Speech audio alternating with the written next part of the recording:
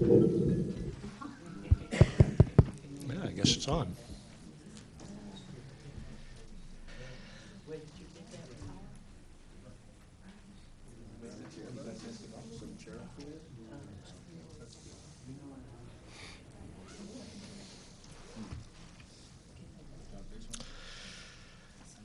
Good evening, everyone.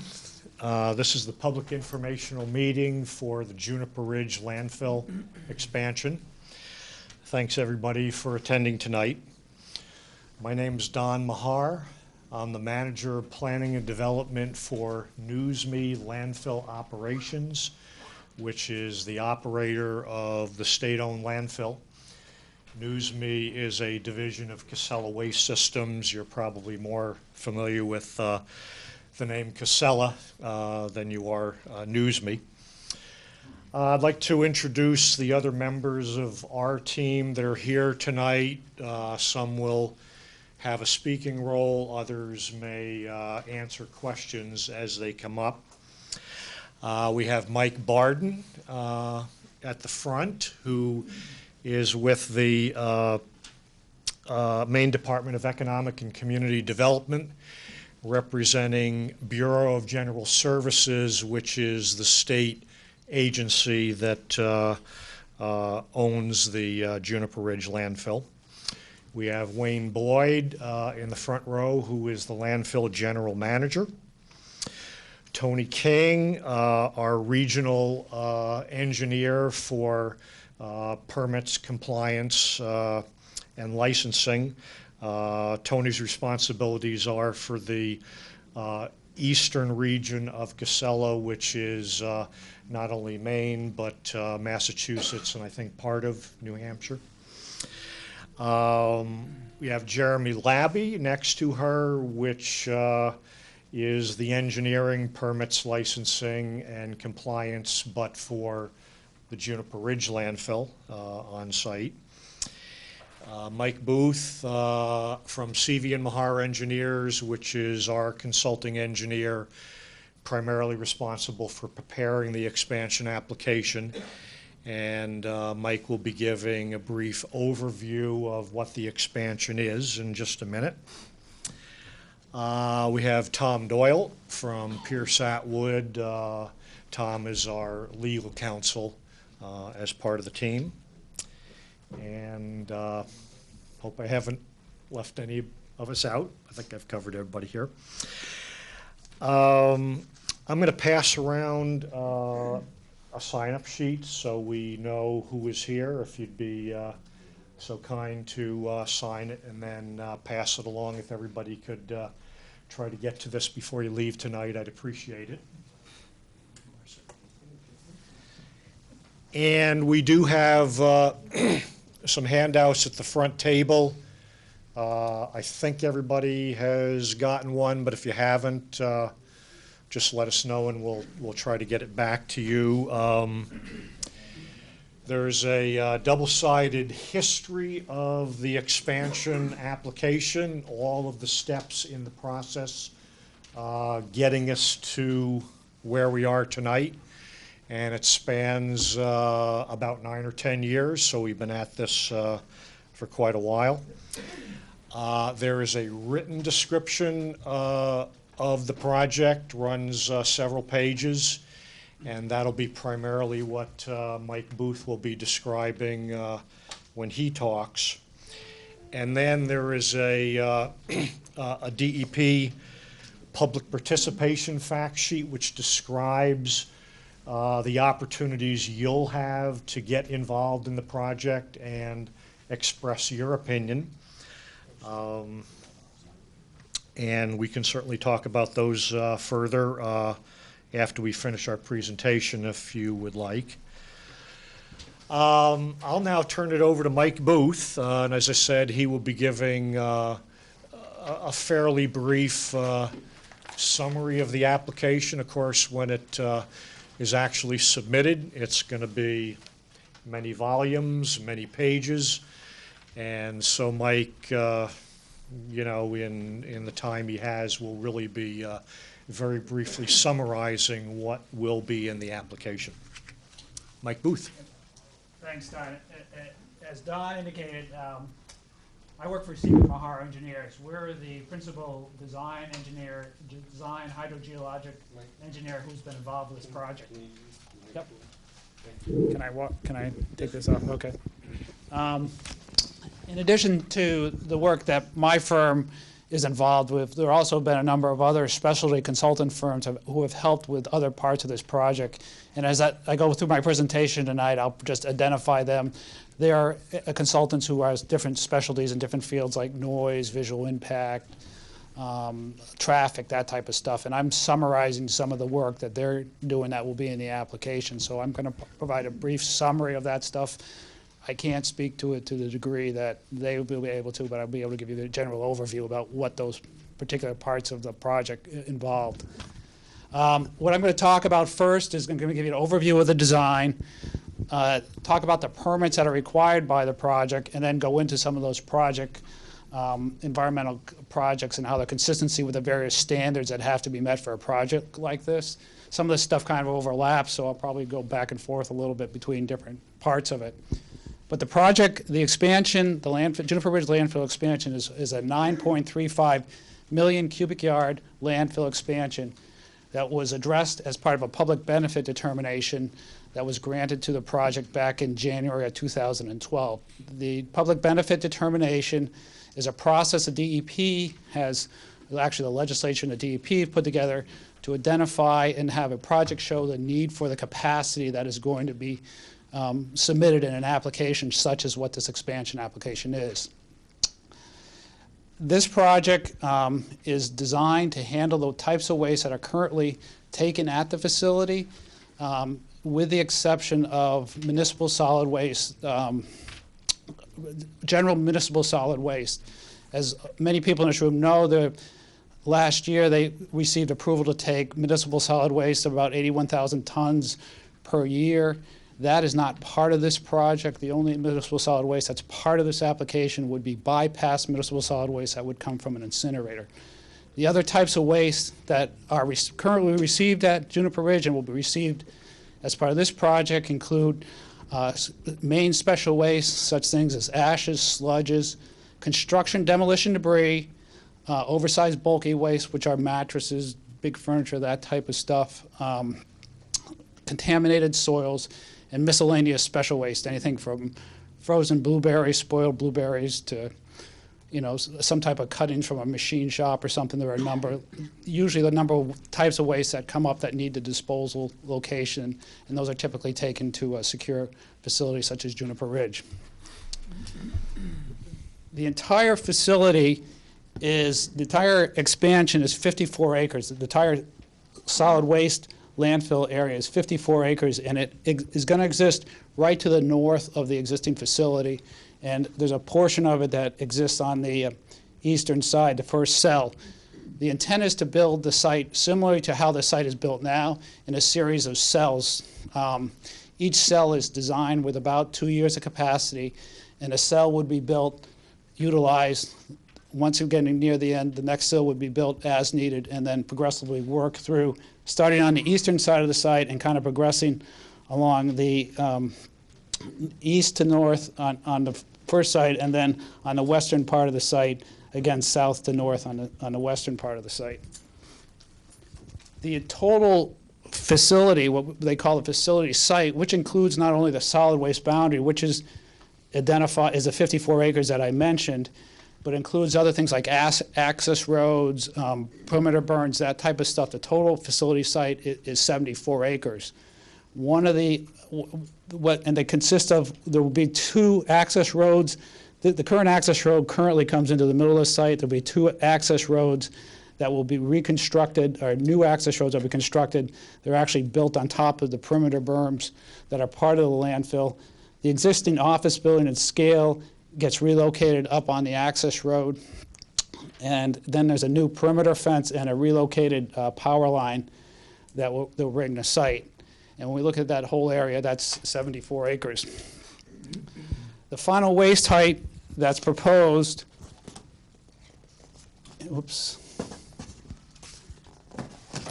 is similar to the current final permitted waste height of 390. Actually, the top of the landfill, actually, that peak actually exists in about the same location where it does in the original site. It's just moved a little bit more to the north. The average waste depth is about 90 feet, and the deepest part of the waste is about 170 feet.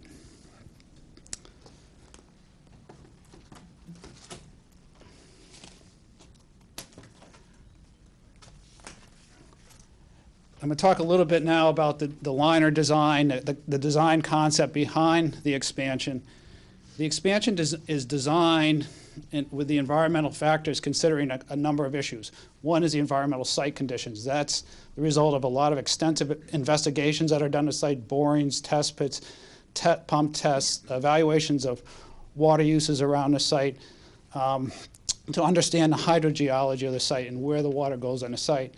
The second part of what's the basis of the design are what's in the regulations. The DEP regulations prescribe state-of-the-art landfill design criteria. They have been developed over a number of years and have proven to be a very good document as far as prescribing what's required for a landfill design.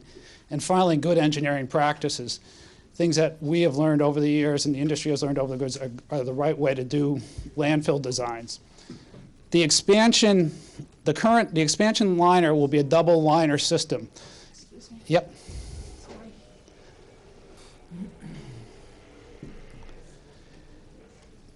Which means there'll be a primary liner and then a secondary liner built underneath that primary liner. This figure, and I realize it's a little small for some people in the back, but the design as it currently exists at the landfill is a very good liner system. This shows the pictures of that liner system. In the primary liner, we have a leachate collection layer, a high-density polyethylene liner, what we call a geosynthetic clay liner, and 1 foot of clay. And that's our liner system that's under the current site. We're using the same liner for the expansion, but in addition to that, we're adding the secondary liner, which is an additional leak detection system, which is built very similar to a leachate collection system, and then a plastic liner underneath that. In some areas of the site where we don't have as much depth, where we have less than 10 feet of soil between the bottom of the liner and the bedrock, we've added an additional foot of clay, so we actually have a two composite liner system in those portions of the landfill. Under the entire landfill base, similar to what's done with the design of the current facility, we have a 1 foot layer of compacted clay. That provides a bedding layer for that secondary liner. It also provides what we call a travel time layer. If there was for something to leak down through, it would minimize the amount of water that can go down through the liner system. And so the entire design of the entire base of the landfill will have that system. There's a number of advantages of a double liner system, one of them being it gives us the ability to monitor the performance of the liner right underneath the liner. It provides a system that has leachate pipes under the primary liner that are all drained to the perimeter of the landfill, and it allows us to measure that water, measure the quantities of water, the quality of the water, and to make sure that the liner is working as designed. And part of the application, we describe the process of how that works. In addition, if there was for some reason, say a catastrophic failure of the primary liner system, which there would not be, but that secondary liner system would act as a backup to the primary liner system. The way I equate it to is putting two roofs on your house. The roof that's up on top is going to do all the work. The roof underneath isn't going to do anything until, if for some reason a tree fell through it and poked a hole through, then the liner underneath your second roof would drain that water off and protect your house. That's the concept for a double liner system. Under a portion of the site, about 12 acres, we're going to have an underdrain system. The way we've graded the site is that such all the drainage drains to the perimeter of the landfill. That allows for any leachate to be collected at the perimeter. It also allows us to provide areas to clean leachate pipes to make sure they perform throughout the life and closure and post-closure period. By grading a portion of that site, it ends up being below the water table.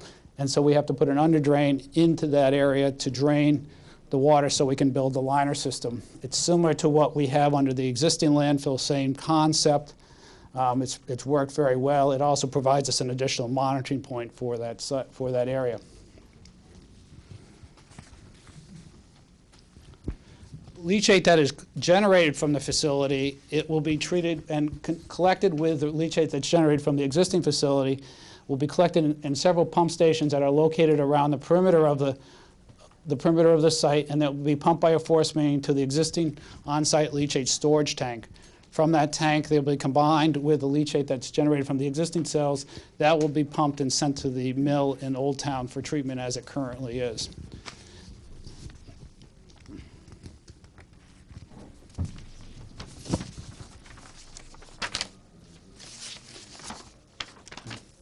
The final thing I want to talk about the design is, as the design is developed, as I said, it will be developed in phases.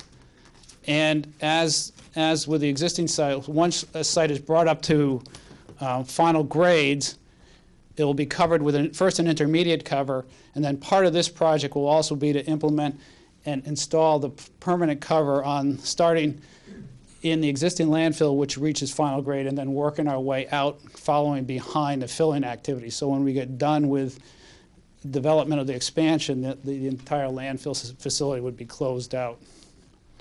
The cover system would be similar to the system that's proposed for the existing landfill. Would be a composite cover system with compacted clay and then, again, a plastic liner that's put over the top of it. And I have samples of those materials with me tonight if anybody wants to look at what those materials we use in construction. I brought some samples along.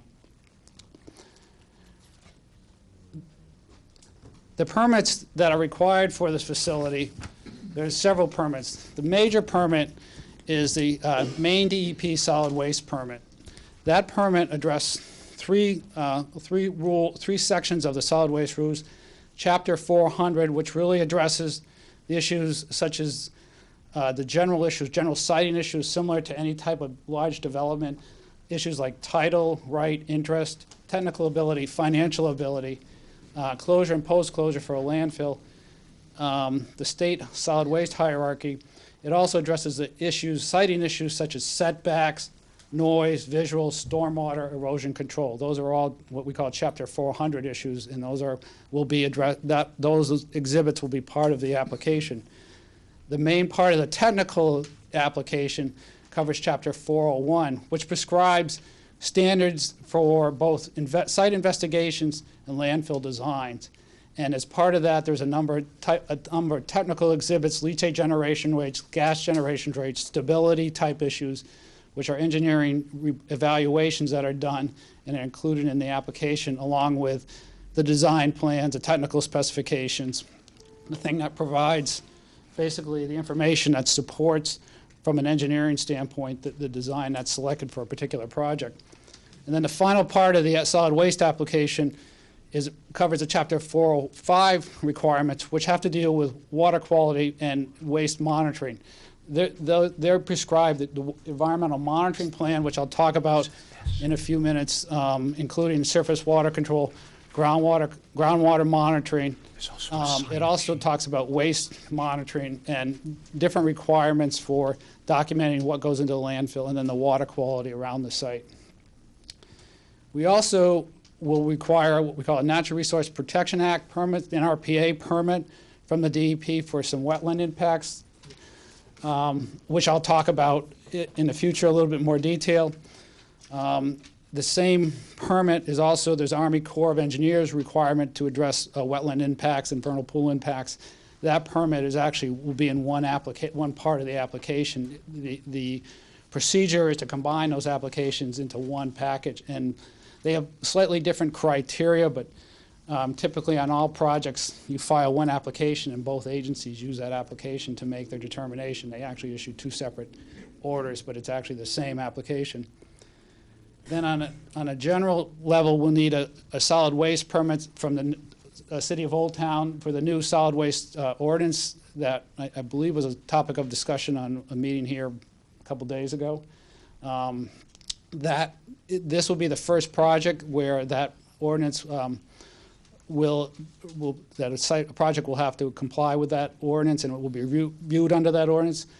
My understanding is the intent is that we will go through the state permitting process. That will, once we get through that process, we will follow up going through the permitting process on the town level. A lot of very similar exhibits. There's a few different requirements in those orders, but generally it follows and addresses the same issues, but on a local level. We'll also need what we call a general stormwater permit during construction. We have to file, it's kind of what we call public PBR, PBD, I'm sorry. Permit by rule. Permit by rule application for any type of construction activity in the state of Maine. You have to follow it. Prescribes how you go about implementing your erosion control procedures, documenting that you're actually doing what you say you're going to do. And that application is submitted with each construction project. So that will be an application that would be resubmitted as we go along through the process. And then finally, once we relocate this office building, which will be part of the second phase, second cell 12 development, we'll have to get a permit for relocating the surface water, wastewater system.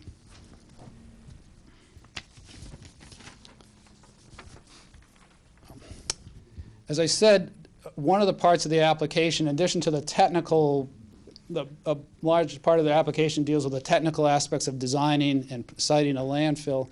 We also are a number of environmental issues that address environmental impact from the development. And the application will contain a number of reports and exhibits that were prepared by contractors, as I said, who have specialty knowledge in different areas, and I'm going to briefly touch on those. The first one, the first major area I'm going to touch on is water quality. And obviously the intent of any landfill design, and the landfill is designed to protect water quality. That means that any water that falls within the operating area of the landfill, whether it's water that falls, drains down through the waste and is collected in the bottom system, or whether it's water that falls on the side, is runoff, is within the operating area, could be impacted. That's all that water is collected as leachate. All that is combined, collected as leachate within the line system and pumped and handled as leachate. Water that is, once the landfill is covered and the clean water is shed off the waste area, that water is directed to a number of sedimentation ponds which are built around the site, where there actually will be 4 new ponds. There'll be an expansion of 1 pond and 2 new ponds. Those ponds are designed to filter any sediment out and designed such that the water coming out of them is clean. That the cleanliness of that water is backed up through testing on a periodic basis as part of an existing stormwater permit they have. How often is the water tested and who tests it? Do you want quarterly for the stormwater, and then 3 times a year for, we also do some environmental monitoring, which I'm just about ready to get into. So the stormwater testing is done quarterly. As part of the environmental monitoring program for the site, both groundwater monitoring wells and the surface water locations which the water would ultimately discharge to are tested. A firm such as ours, CV Mahar, does that water quality testing. We have a whole group of people who that's all they do is test water quality, and I know some people in this room have been with them when they've been out there testing that water. That's done 3 times a year. There's a number, I think we have about 28 new monitoring wells that would be implemented around the site that will be monitored for different parameters at different frequencies. That's all explained in the application. The biggest part of this expansion monitoring program, though, is actually monitoring the leak detection system, and that's done every month. So we monitor that. We can look at a parameter called specific inductance. We can tell whether there's something going on. So we're monitoring right below the liner system. That's something that's new to this expansion, and that allows us to say, is there something in that water that shouldn't be there? And that's our first line of defense. So that's done on a monthly basis. It's evaluated on a monthly basis, and there's a procedure to go through to look at that water and make that decision. That's all outlined in the application. As far as the other issue with water quality protection and what's in the regulations is different setbacks and requirements from water-buried units, users of water. Yep. I'm sorry, I just was wondering, what happens if the water quality around those ponds is found That's a good question. If there's a reason, usually, if the water quality is found to be bad, there's a reason for it. And so what that does is it initiates an investigation as why is this not what we're expecting to? And it's a process of going back and looking for why is this water not what we expected? And usually we find a reason for it. There's usually some explanation, and whatever the situation is corrected. Steps are taken to correct it, to bring it back into compliance. What about abutting homes that are? Yeah. Their well is abutting that, are you testing the abutters? There is not a program, I believe the state has a program to test a butter's water. There have been a number of instances where water has been tested around the site. One thing that's good about this site, and one of the reasons is the hydrogeologic setting, is the houses around the site are hydraulically isolated from the site, meaning that where these wells get their water is not hydraulically connected. And I'll give an example of this. Is this house right here is actually is a Burquest house. I don't know if they're here. This is actually the closest house to the expansion. It's 2,100 feet from the expansion boundary. That we've tested that well twice. They have excellent water quality. There's nothing in it. It's better than my personal water quality in my house. It's very good water quality. That house has been tested. I believe we've tested this. Berlin. I think we've tested. I don't know if that's you or yeah. Okay. I think we've tested your well twice, once, and I think that was also found to be good. What most people don't realize is you get most of your water from about an area of about 300 feet around your well. That is the amount of area that needs to recharge a typical residential well, typical residential house. So most of the houses around here, that's where they're getting the water. And hydraulically, they're isolated from this actual landfill facility. The water moves from where the landfill actually discharges into locations before it would get to your wells. We have, as part of the application, we've done, not only we look at it subjectively through a number of looking at water levels and drawing maps and that types of stuff, we've actually done a groundwater model where we put all this stuff into a big computer model that crunches out, tens of thousands of points at the same time and gives us an idea of where the water flows in the site. And that's part of the process that we've gone through with the design, was to do that, to kind of, just to demonstrate where the water is in this area, where the water goes and recharges. Using that map, can you just generally show what happens to the water? Yep, most of the water, this is actually a ridge. This is one of the reasons this is a good landfill site. It's a till knob, a very dense till. Most of that water will flow down and actually come up into these two areas here. These are two low areas. They're actually shown as wetlands. They're not really delineated as a stream, but they are a discharge area where water's coming out of the ground. So most of the water is actually coming either up on the east side or the west side from the site. So these would be, in these areas, the closest surface water point to the site on the east side is actually here, which we've identified as as a surface water monitoring point. And then we've also have a surface water monitoring point over here, which is actually a point where this water would move out here, and then there's a surface water point over here. All these streams, this stream actually flows into the, this is a tributary, this is the existing kind of tributary to Pushaw Streams that runs along the west side of the site. And then on the east side of the site, this water actually drains this direction and drains down through this wet area and then down. And this, actually there's a groundwater divide, or surface water divide right here. This water flows this way to Junkins Brook and then this way to Pushaw Stream. So those are what we do is we monitor, and then we have a number of monitoring wells located around the site to pick that water up before it gets to those points. The time of travel to those sites is a very long period of time. So not only do we test those surface water points, but we want to test the points closer to the landfill. That's why you put wells right adjacent to the landfill. And then in areas where if the water is going to travel, we know where that's going to be, and that's where we put our monitoring wells.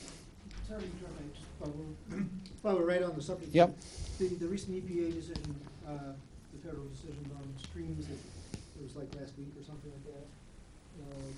It's my understanding that it impacts smaller streams, the headwaters of in the smaller streams more? Is that? Yeah, he's talking about the waters of the United States. Yeah. Yeah, ruling. Yeah. All of these are waters of the United States. Yeah, I just wondered if that impacts No. your application. No, I mean- Adjustments you've had to make? No, I mean, for a long time, Maine has a lot of wet areas, a lot of wetlands, and they're all considered part of the jurisdiction of Army Corps and EPA. So we're getting we're submitting an application to the Army Corps for whatever wetlands we need to fill.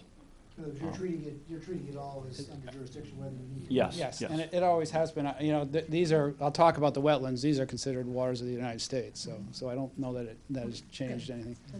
Well, it has changed because it wasn't under the Water Protection Act, that it was only on larger bodies of water. And what happened is that they made it now it also has to be protection. And all the small streams and tributaries, et cetera. It has changed. It had to be renewed and then they added something to it. Yeah, well, the EPA regulation was in response to a U.S. Supreme Court decision, the Rapanos decision, that actually narrowed the definition of waters of the United States. So if anything, the EPA rule is attempted clarification in response to the U.S. Supreme Court decision that narrowed the decision. It was actually broader before, and it's somewhat narrower now, but it doesn't really impact. It has no effect on the waters or wetlands in this area because we have said that they're jurisdictional. And so if we're going to impact those wetlands, we'll be filing for a permit for them. Where would the surface water collection ponds be?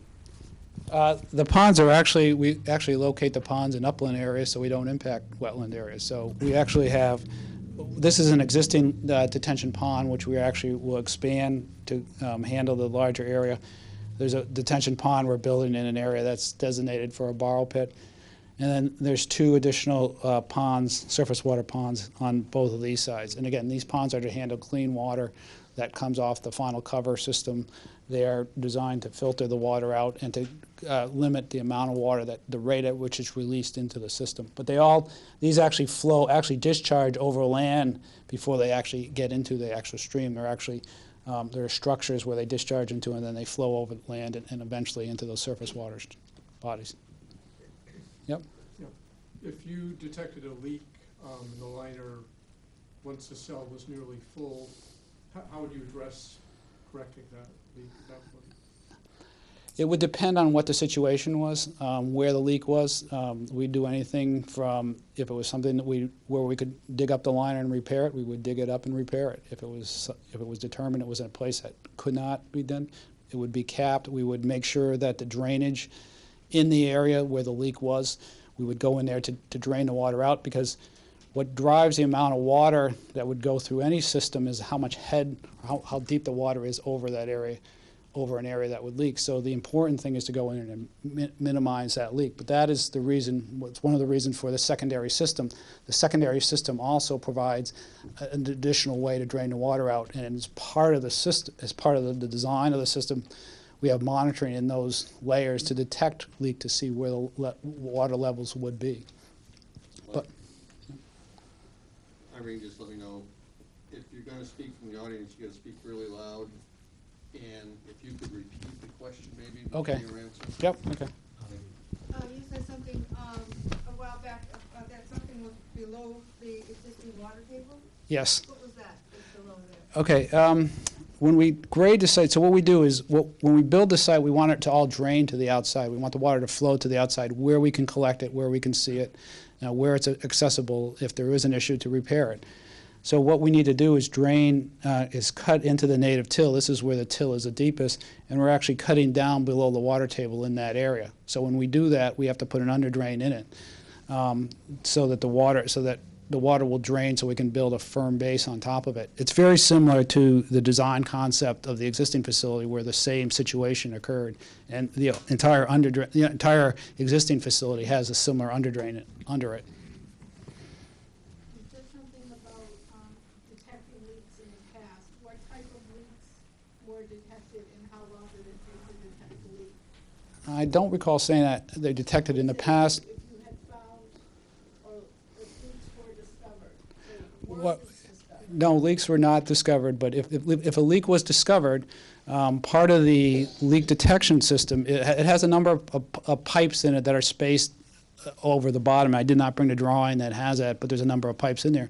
So what we do is we build into those pipes, we build in locations where we can monitor individual sections of where that leak occurred, or where we think the leak occurred, and try to isolate the area. One of the things that we do up at Juniper Ridge, and this has been done since day one on the development of this site, and is way beyond what's required by the regs, is that after we build a site, we actually bring a company in, and they actually go and they test the entire liner for leaks.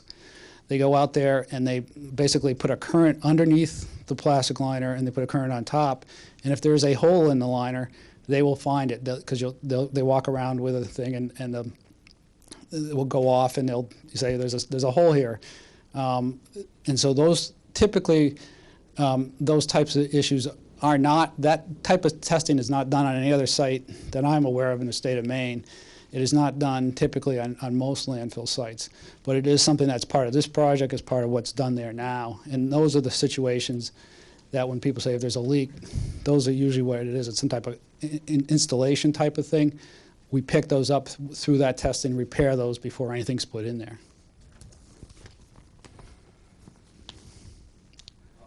I guess I have a two-part question.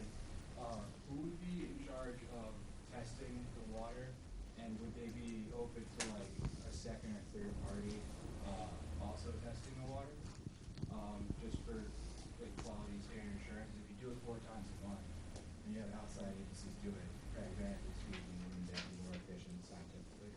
But I'm not sure if that's. I guess there's a couple parts of that question. Would you allow secondary other people to test the water? I assume that if I know that offer has been made to other parties for the existing landfill, and I don't know it's ever been undertaken. Typically what we do, what has happened up here, is that parties who are interested in water quality testing, they spend some time with our samplers, and they see the procedures that go into collecting samples. If you're not satisfied with the quality of that type of testing, that would have to be an issue. I guess it would be taken up either with the owner or with the state, but who I guess is the owner. But I don't know that anybody would oppose to the testing. It's a very rigorous program. The DEP has a very rigorous program for looking at the water quality, making sure the water quality meets the QA/QC standards. It is actually something that the DEP is spending more and more time at, looking at the water quality samples. So I guess the first step would be for somebody who's interested to make that request and to see what goes into sampling, and then make a decision as to whether they feel there's a need for an additional sampling episode. But and I guess the DEP looks at the water quality of these sites. They get the results, they go through it, they make their own independent evaluation of the results. Any more questions on water quality? Air quality is obviously another issue.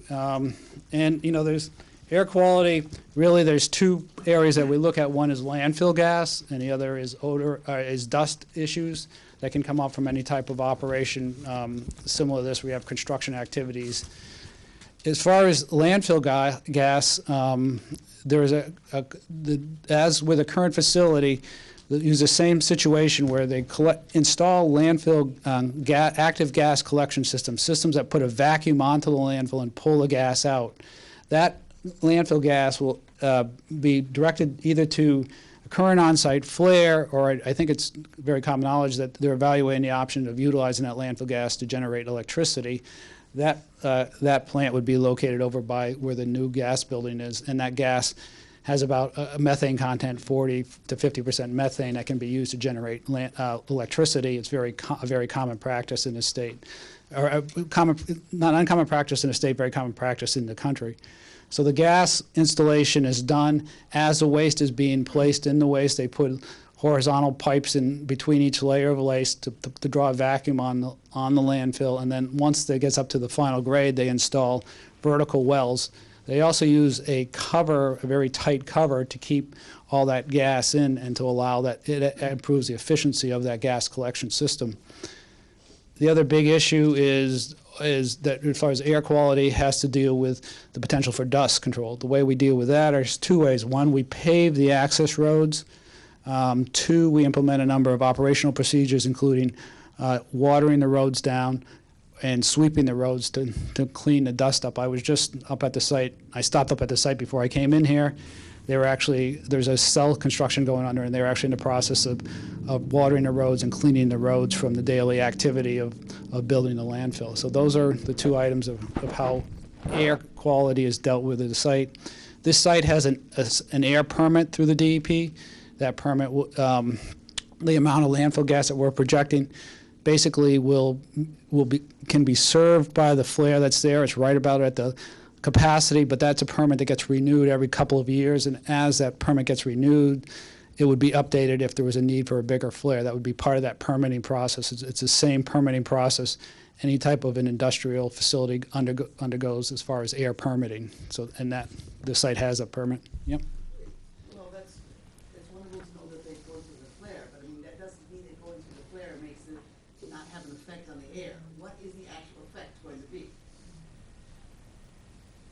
The effect is going to be, Yeah, I mean, it's no different than the effect of if you have a oil boiler and you burn oil and it gives off CO2, and so it has an effect, and that's what the permitting process for an air permit, and I'm not an air expert, but the permitting process, that is a very extensive modeling effort, looking at what the effects are. Can the air take the amount, that whatever that load is? There are a number of parameters that are evaluated. Like I said, I can only speak in a very generality about it, but that's part of the permitting process, is modeling, looking at what the ambient air quality is, looking at what the load is you're putting on by the source, and seeing can it take that. And that, in order to obtain a license for any type of air discharge, you have to demonstrate that it won't have any impact.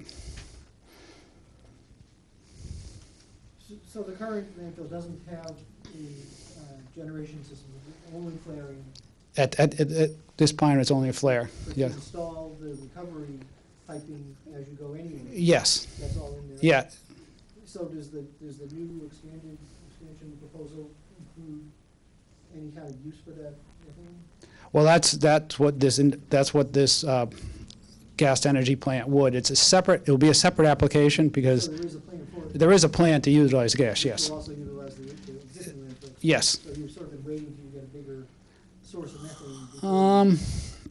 There's a number of issues that go into these. I don't think they've been waiting for a bigger thing. You know, developing these projects have a number of different arms that have to kind of come together. Would there be a power production use, even if the new expansion were ever denied? If you didn't get a permit for that, would you still utilize Yeah. the methane being currently? Yeah, Don can answer that. The current license capacity that we have right now, without the expansion, is sufficient to generate the gas that's necessary for the generation facility that we're planning to do. Essentially, the expansion would lengthen the amount of time that plant could operate. It would give a longer operational life to it because it would be generating gas over a longer period of time. What are the megawatts or kilowatts or? I couldn't hear. What's the generating capacity that you're proposing? Right now? It's going to be just short of 5 megawatts, and really that's determined by the limitations on the lines it's going to be delivered to. You know, they're not, real large trunk lines, and so 5 megawatts is really the upper limit of what they can take without really putting in new lines at a very large expense. Yep. Every time I got on exit 199 on Route 95 for about 2 months this winter, I could smell that place. What was the issue, and what do you do to prevent that from happening in the future? Jeremy, you want to, Wayne?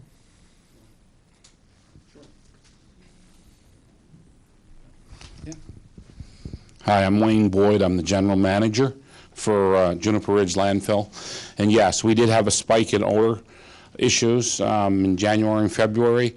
One of the main reasons was we installed a new, I call it a filter plant for the air, and Jeremy can certainly explain that piece much better than I, but that did have, as a result, had some odor issues. It took us a few months to get that under control. We also had some extra covering that we did. Some of the covering, there was some H2S that had escaped also. And I have the stats here. Present to date, we have 27 complaints this year, which was a high for us. For instance, in the last, 2011, we had 27 complaints. 12, we had 8 complaints. 13, we had 11, and 14, we had 8.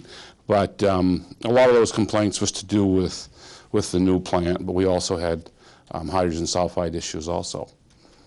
And what we did is, again, we worked very diligently with the plant. We put a filter system on it, got it working better, and we did a lot of extra covering.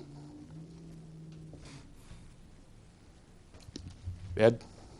Wayne, just coming in tonight, came by, we got up to about approaching the interstate on Route 43. The smell was horrible. I mean, bad. You call in the complaint line, they're gonna say, what's it smell like? It smells to me like run for your life, okay? And it was, I called in an odor complaint at my house yesterday, which was, we were in one of those situations with a weak northeast wind, which lines up directly to where we live. Well, this smell today was on a scale of, I don't know, at least 10 times worse than that was yesterday. And I imagine other people must have smelled it. So what was going on tonight? Nothing the unusual. Do you know of anything, Jeremy, that's... Yeah, we had a hiccup at the plant. Okay. Didn't know Ed, this afternoon, evidently, we had an issue at the plant. We had, was that the foam over? No, the shutdown on the carbon pressure. Shut down, so the plant did go down. That was probably the issue. So I think it's fair to say that at any given time, if there's odors coming, there can be nuisance odors or possibly damaging odors coming off that thing. And the public never knows when that's going to happen. It just seems like at times during, and this is always a construction project, right?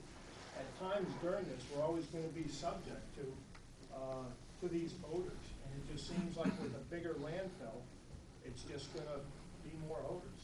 Well, as the landfill expands, we work very diligently to put intermediate cover on and close out the older part of the landfill, which obviously helps tremendously. And we will continue to do that. So actually open area is limited to a certain amount at any particular time. So it's not like the old landfill is going to be open as well as the new landfill or the new piece. So, we work very hard. We're very considerate, and we work very hard on odor. Odor is a issue that our entire staff understands. I'm sure some of you can remember back in 05 and 06, we had some high spikes, and when we look across that period of time, we've been successful in reducing those odor complaints to a great deal, and I don't see any reason why that trend won't continue. Well, can I stand here and tell you that there won't be odor? No, I can't. I cannot do that. But I can tell you we work hard every day to get these complaints down. 2012, I believe, was our lowest, and we had 8 complaints for the year. Actually, in 14 also, 8 complaints for the year. And that's our goal. Our goal is 0. But I can't stand here and say that there won't be any complaints. Laura.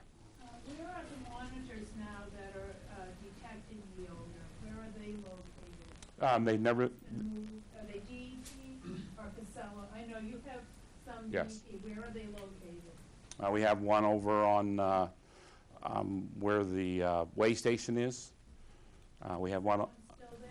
yes, in the Coily Road, and there's also one on the access road by the way station. The Coiler Road are close to the way station. It's on Okay, the, Coyle, but the one at the way station Yes. isn't Down there, in the- right? Can you point it out for us, Jeremy? Appreciate it. Coiler Road's kind of off here, but you got one over here, you got one over here, you got one Fort James House, which is right over here, and then you got one on, right over here on, But there's not one at the way station. no, that one, the DEP wanted that one moved. We were having issues with intermittent power loss, like we was getting power from the way station office building, and they would actually shut the power off the main breaker, and we'd lose power to the east-west meter.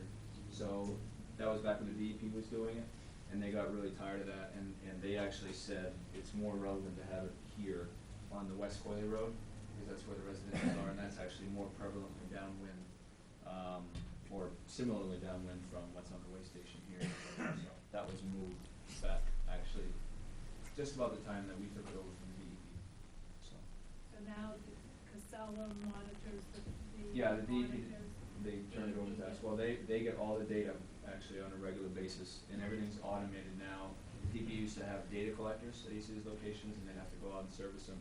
Everything is automated with telemetry systems now, so real-time data goes out to a central computer where it's all collected in data log, and from there it actually alarms us if there's ever a spike in our hydrogen sulfide, whatever else. And when we do chem cassette changeouts, we also check flow rates, and we recalibrate the meter every time we go out to it every, it's usually every 6 to 8 weeks. It runs out of, they call it tape. It's a little reacting tape. Basically, it's just a roll of this tape. It's like $80 a roll, and it reacts with hydrogen sulfide. And it creates a coloration, and then it measures optically that coloration, and then that's where you get your A source reading. But we submit those certifications of calibration and all the data to DEP on a regular basis. So Amanda would be the one to talk to on that. She's the one who we do it. Are there certain weather conditions, both atmospheric pressure and humidity, for example, that where the odor is worse? Yeah, absolutely. I'll give a great example. I don't know, I live right next door to Laura. And I don't know if it was her or her neighbors that were barbecuing in January or February, but it smelled like I was having barbecue ribs right in my front porch. It smelled delicious. I was really hungry. Except I couldn't see anybody around with the grill, and it was the middle of January. What happens is sometimes there's these temperature inversions that actually carry things in pockets, and they'll hold it over an area, and that can happen with any kind of odor, landfill odor or an odor from barbecue ribs or whatever else you happen to be cooking. So you'll notice some nights that you can smell, fresh cut grass from a lawn that's 150 miles away, well, not 150, way down the road, and some other nights you can't. And weather plays a big role in how odor travels. And so Ed was mentioning having the low pressure system recently with this real cold, the cold system that came through, the cold front that came through, and then we got all that rain over the past 3 days. Well, that's one of those things where you're more subject to have odor issues. Where you have a nice sunny day, a high pressure system, it's nice and warm, you don't typically have the odor issues. Now this winter was pretty much unprecedented for, well, a lot of reasons. I mean, we also almost set a record for snow, and we also set a record for cold. So we had a lot of those temperature inversions. So anytime we had a small odor release, it had the opportunity to travel somewhere and sit. In fact, it happened in my house, and I've lived, at my current location close to the entrance to the landfill for 3 years now. And I could actually smell it a couple times this winter, which historically I haven't been able to. It's been pretty good since I've moved in, as you can see from the odor complaints. But just the way that the weather patterns were, it was really tough for us to fight this winter, weather-related. So, I mean, you've got a number of years now of experience Yep. with observing the weather and how the current landfill reacts in certain weather Sure. situations. So in your expansion plan proposal, is there any changes or improvements in the system that would react to different weather? Oh, I'm sure there will be. We're continually making improvements to how we collect gas, how we treat the gas. Things like the plant, which we had a hiccup this afternoon. It's not even 6 months old, right? It's a state-of-the-art $7 million facility that we use to treat the hydrogen sulfide that's in the gas. Now, if anybody's ever worked in an industrial environment and started up a facility in an industrial environment, you understand there are hiccups associated with that. It's never perfect. If you ever have to start up a paper machine at the paper mill, ask the guys how that goes sometimes. especially if it's a brand new piece of equipment. So as we go through the process, we learn these things, right? And we learn how to run better. And the biggest takeaway, as Wayne said, is we're always working towards zero odor, towards improving things. Now, we've been really successful through 2014. 2015 initially was discouraging for me because we had all that startup activities and we had all those issues, but we're working towards getting resolution to that. And my hope and our goal is the end of 2015 that you won't smell anything from the plant, you won't smell anything from the landfill, and people will be happy. Can I guarantee that? No. But we are working as hard as we possibly can to make that a reality. So. What other gases are you testing for other than that one? That's a good question. I guess it's a follow-up to our air license question. There's definitely a number of gases, particulates, sulfur dioxide, CO, CO2, that are actually licensed limits that we have. We test on a monthly basis for, twice monthly, we test for hydrogen sulfide, which actually when you burn it turns into sulfur dioxide. And we test something called TRS, which is total reduced sulfur compounds, which is all the sulfur compounds in the gas. We test that. Actually, the University of Maine does the bag testing for us. We used to send it to a lab in California, and the university said we can do it, so it's been a great relationship with them. We test regularly twice a month, at least once a month, but twice a month. Usually at the flare, we test our gas composition, which is how much methane is there, how much carbon dioxide there is, how much oxygen, and then something called balanced gas, which is everything that's left over, which is usually mostly nitrogen. As you know, the air, ambient air that you and I breathe is about 20.5% oxygen, and the rest of it's nitrogen, just about all of it. I mean, there's trace amounts of CO2 and other things you're breathing in. We also test the gas wells, which he'll go into the gas. Are you going to keep going on the gas design? Should I keep going? Go ahead. Okay, so these collection locations around the landfill, we test those once a month to maintain optimum gas collection in an area. And that's one of the things, actually speaking of learning something, we're doing a trial at Pine Tree. As you guys know, we operate the Pine Tree facility too, which is closed now, with a facility, a new startup organization called Loci Controls, L-O-C, I always call it LOCI, which is a couple MIT graduates with doctorate degrees who came up with an automatic tuning wellhead. Basically, a wellhead is basically, you think of your well in your house, except instead of pulling water out, we're pulling gas out through the waste. And you tune that once a month to make sure, because the biological decomposition changes, right? You know, if it gets more water, you'll have more decomposition. Just like your compost pile. If you get more water in it, it decomposes faster than less water. So we have to maintain and adjust the valve to make sure we have a good gas quality there. Well, they developed a system that's continuously monitoring that. So every 15 minutes it's taking a measurement and automatically adjusting every 15 minutes to maximize energy production. And their goal is to maximize energy production for landfills because there's a lot of energy generated from that decomposition, a lot of methane generated. And it communicates with their servers back in Massachusetts via cell phone signal, and it's sending data back and forth continuously, and we're, our third week of our trial, and it seems to be working pretty well. So that's one of those improvements that maybe someday we'll say, well, this is affordable to do on more wellheads at Juniper Ridge as well. It won't only just help with energy extraction for generation, but it may help with odor as well. So, yes? Yes, you're mentioning the possible advantages of methane production, the amount of methane. What is going to be done in this expansion to limit or reduce or eliminate Methane emissions? Methane emissions. We'll likely continue the use of synthetic cover materials as intermediate covers as soon as we get the waste to grade, as opposed to the industry standard, which is soil. And as you know, a plastic bag's a lot more impermeable than a foot of dirt. Plastic is very impermeable. We'll to limit the actual production. To limit the production? Yes. No, it's not going to happen. Well, we don't want to limit production. We want to control production to maximize energy extraction and use. So what you want it to do is produce the methane when you want it. Does that make sense? So if you have a 4.9 megawatt facility, you don't want to produce too much methane so you can't use it all, and you have to flare some and waste energy.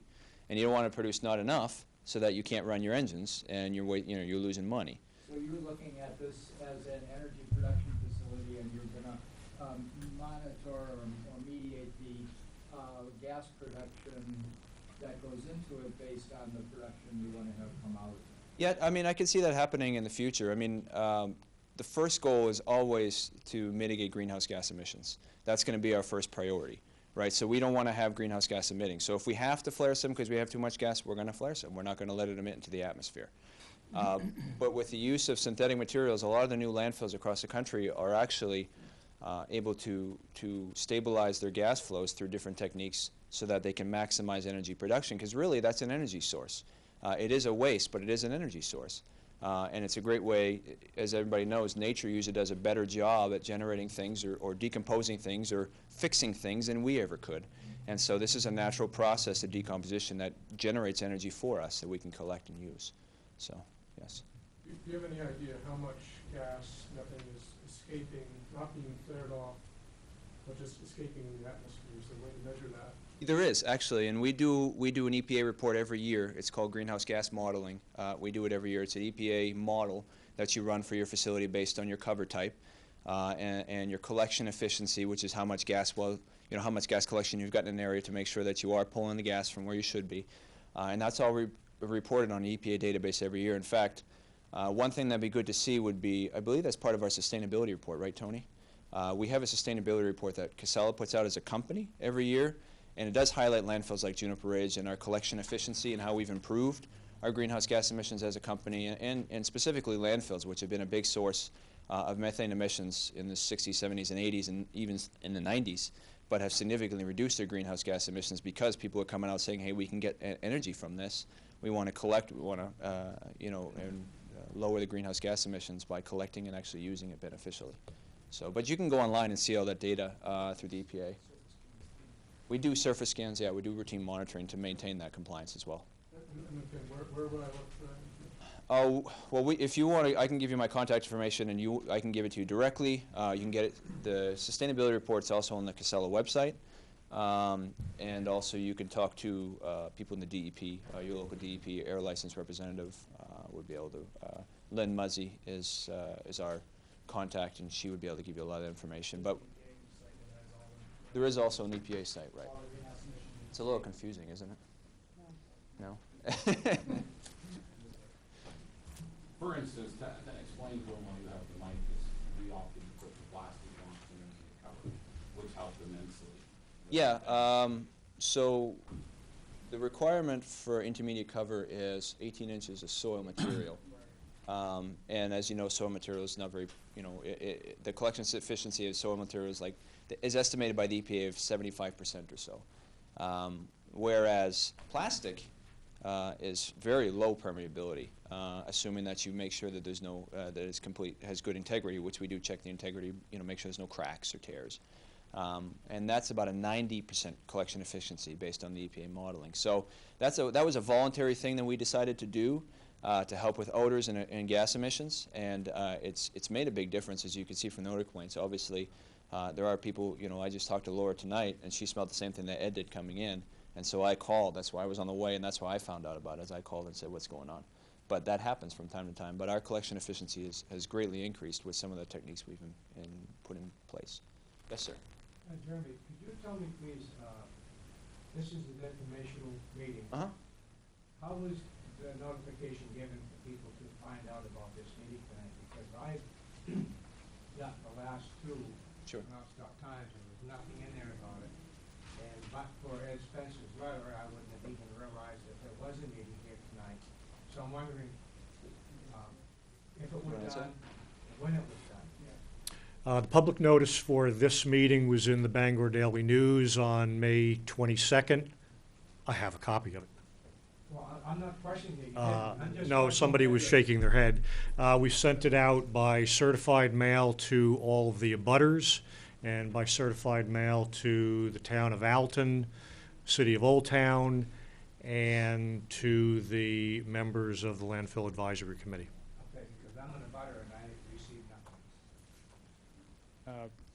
Which is why I'm just asking the question. Charlie, we'll certainly We'll check check. that. We will This check isn't that. gonna be the only meeting you I'm come glad back. I'm glad you brought it to our attention. We definitely checked that because we worked very hard and diligently to do that. Well, I'm glad I did too, because I'd like to know about this stuff. Yeah, absolutely. Sure. We will check our abutter list and make sure Thank you. about that. I think Wayne touched on this before, but can you take an educated guess on average how much exposed area that you have? So in other words, like, what's the working area? Is it like a football field? Is it, you know, a half a football field? More than a football Oh, field. yeah. Well, it depends on what you mean by working area. I mean, you've got your daily operations area where that's open, that you're accepting waste, and then you have area that has daily cover materials on it, which can be soil or beneficial used materials, which in our case, we use ash from the incinerator, the park incinerator, which is where our household trash, if we live in Northern Ireland, that's where it goes. And then we also use construction debris fines, fines from processing, Re-Energy. You guys probably know who Re-Energy is. They run biomass incinerator boilers across the state. They have a processing facility in Lewiston. We used to go back and sell it, now it's Re-Energy. And we take the fines from that and we use that for cover material. So that can be a larger area, but our working space can't be more than 2 acres. We try to limit to less than 1 acre actually, and usually 9 times out of 10, 1 acre is pretty large size for a working area because you want to keep it as small as you can. Yeah, so on average, about an acre? Probably half an acre, I would say, and everything else is daily cover on it as average. So. I guess the only thing I would add to that, Ed, is we have our plastic people that ones that put plastic on. They'll deploy at least 2 or sometimes 3 times a year. As we're coming up the side, we're trying to chase ourselves as we come up with plastic. So as soon as we can get a slope that's ready for plastic, we're deploying the plastic as quickly as we can. The DEP has a requirement for what you can have for open area in the DEP rules, and so we have to maintain within compliance of that at all times. So you can go online, and again, off the top of my head, I could be off by an acre or so. So go online and see the DEP requirements, and that's what we maintain at all times. So, yes.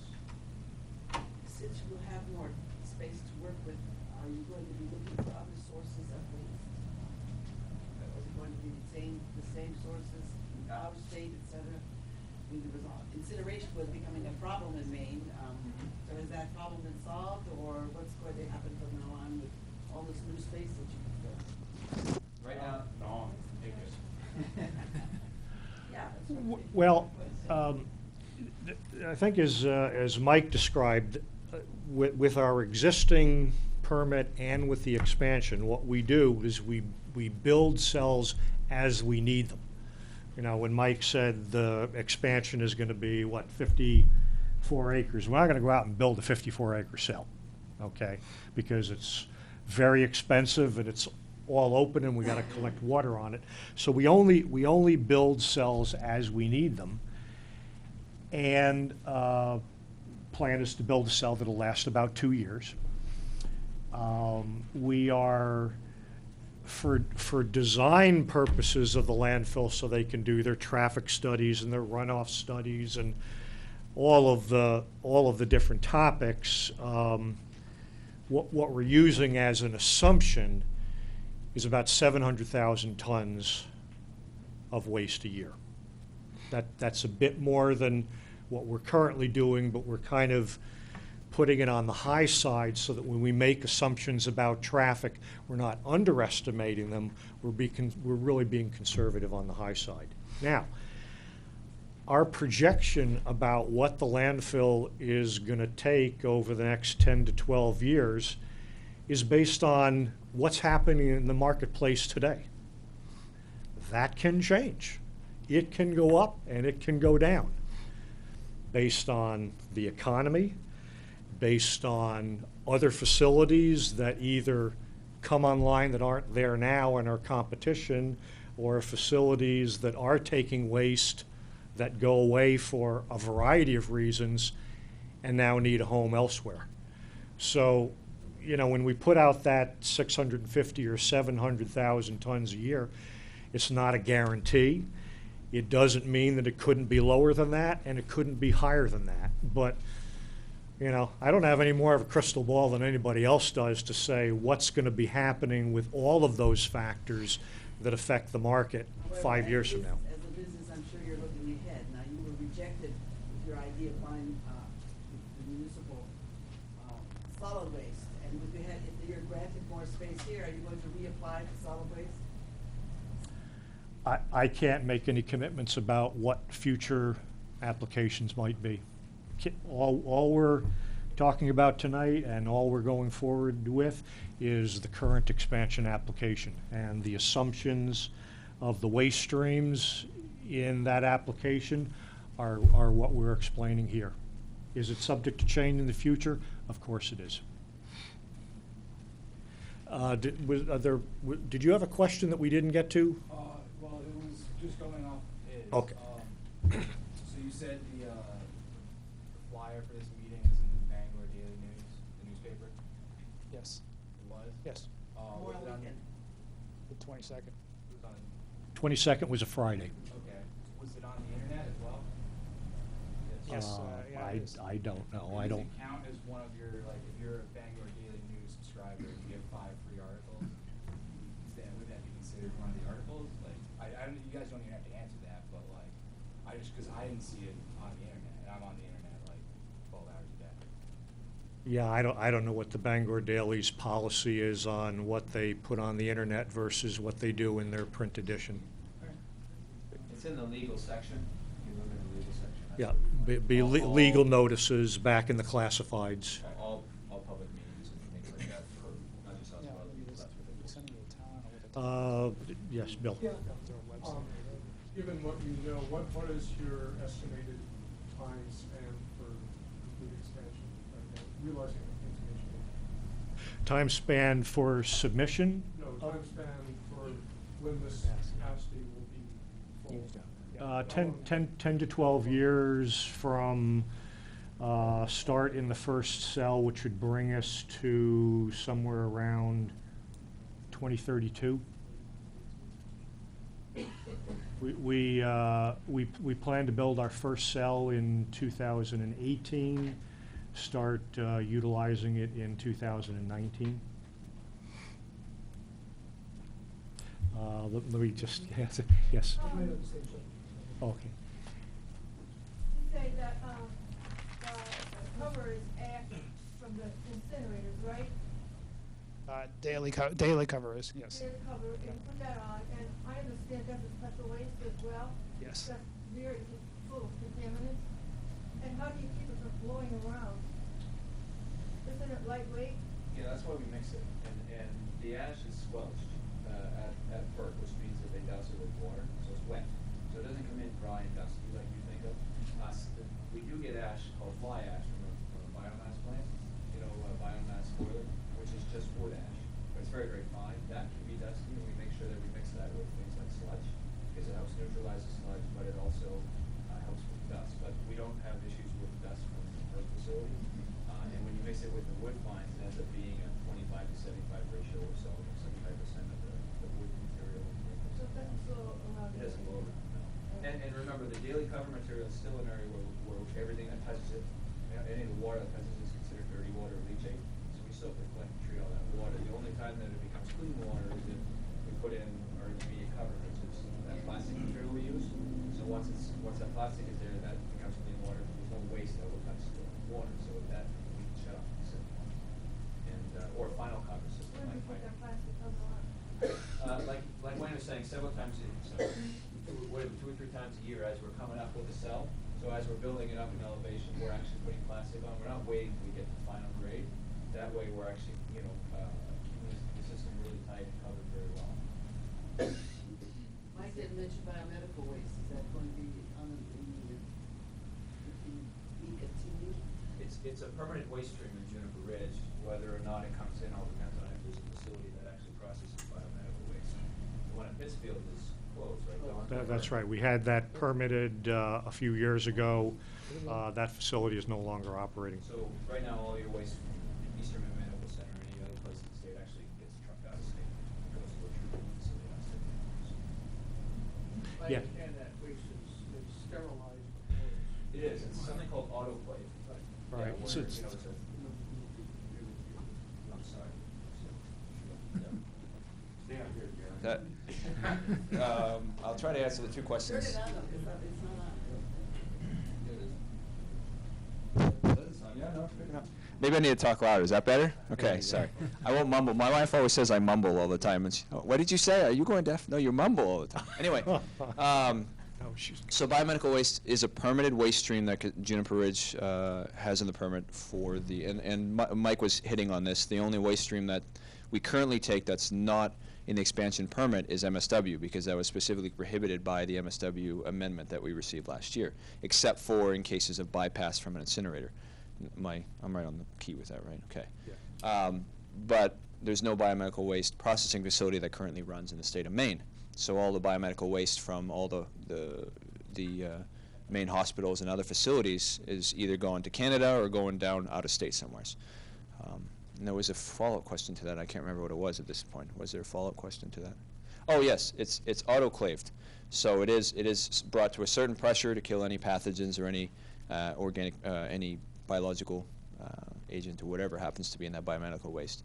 Do you happen to know, I wasn't aware that that facility closed down? I just found out about it yesterday, but apparently it closed about a year ago. They just didn't have enough? Didn't have enough business. Didn't have enough business, yeah. It wasn't financially feasible. It's my understanding. Okay. No, that's my understanding. Yeah. I don't. We haven't talked to, the owners or former owners directly, so we're just sort of conjecturing there. So again, all that waste, the waste, it was minimal, what we were getting. Again, that's going out of state to be disposed of.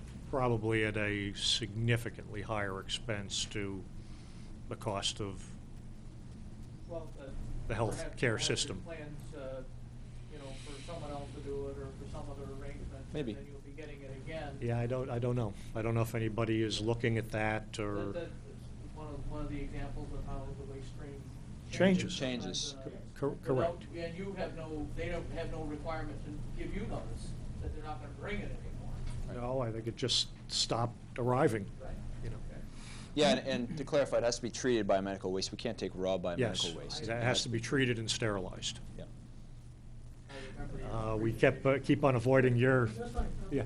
I'm sorry if you've gone over this already, I was a few minutes late, but, so this new addition, this proposed new expansion, will this build out the site? In other words, the footprint at least of the piles of waste, is this as big as footprint is possible with the site? No.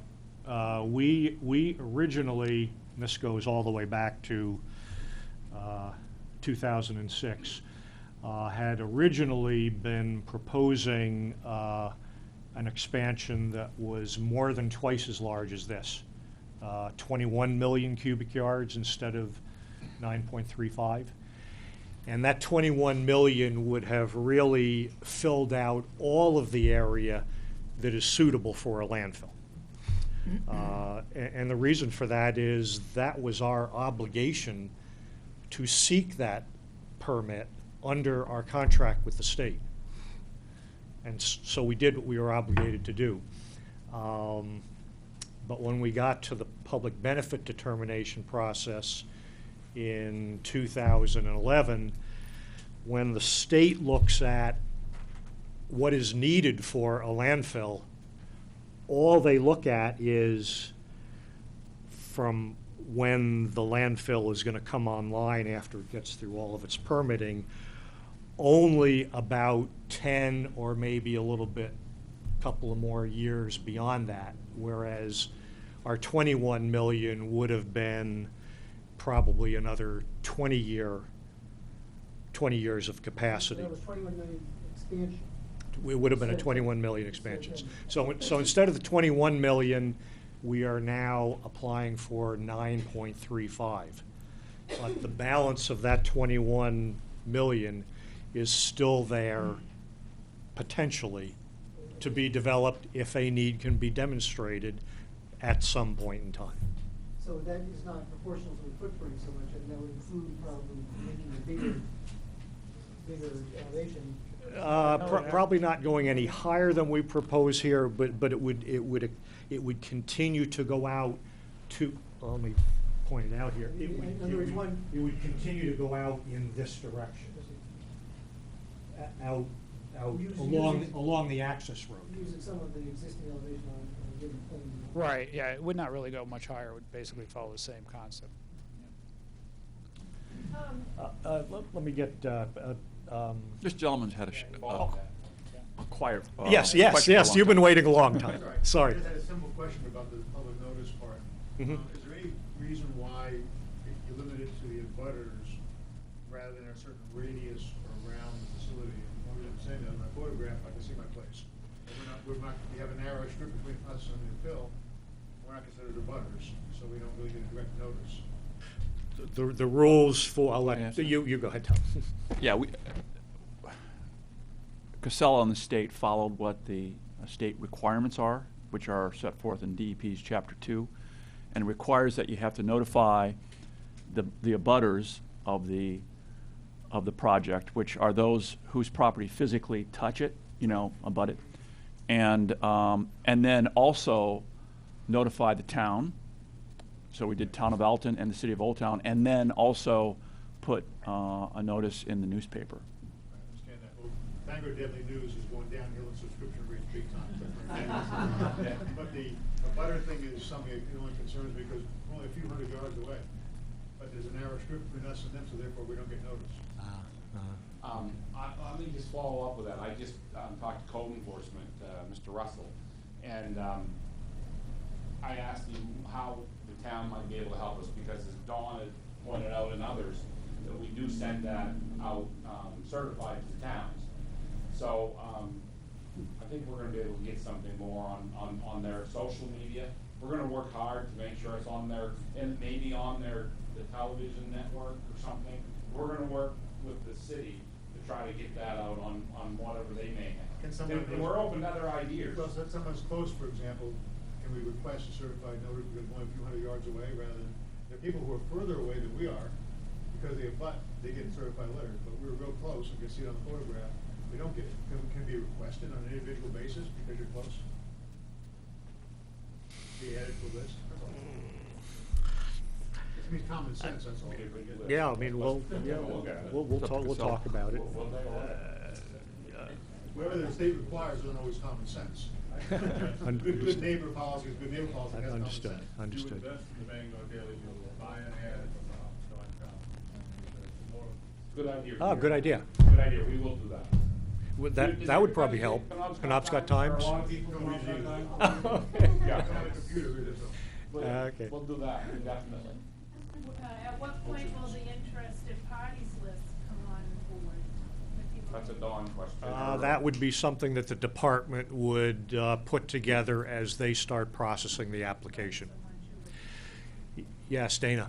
Yeah, how big is the Hampton dump, just for comparison to these numbers? So it's 40, what is the size of Pine Tree landfill, 42 acres? 60, yeah, 68, I want to say it's six, Oh, it's in the 60, 68, 60. A little over 7. You're testing my brain. Don't hold us to it, Dana, but we think it's right around 7 million cubic yards. That's a lot of trash. How much is in JRL now? 6.5. Yeah. You got Hampton there already. I have a question, but I don't want to. Yes,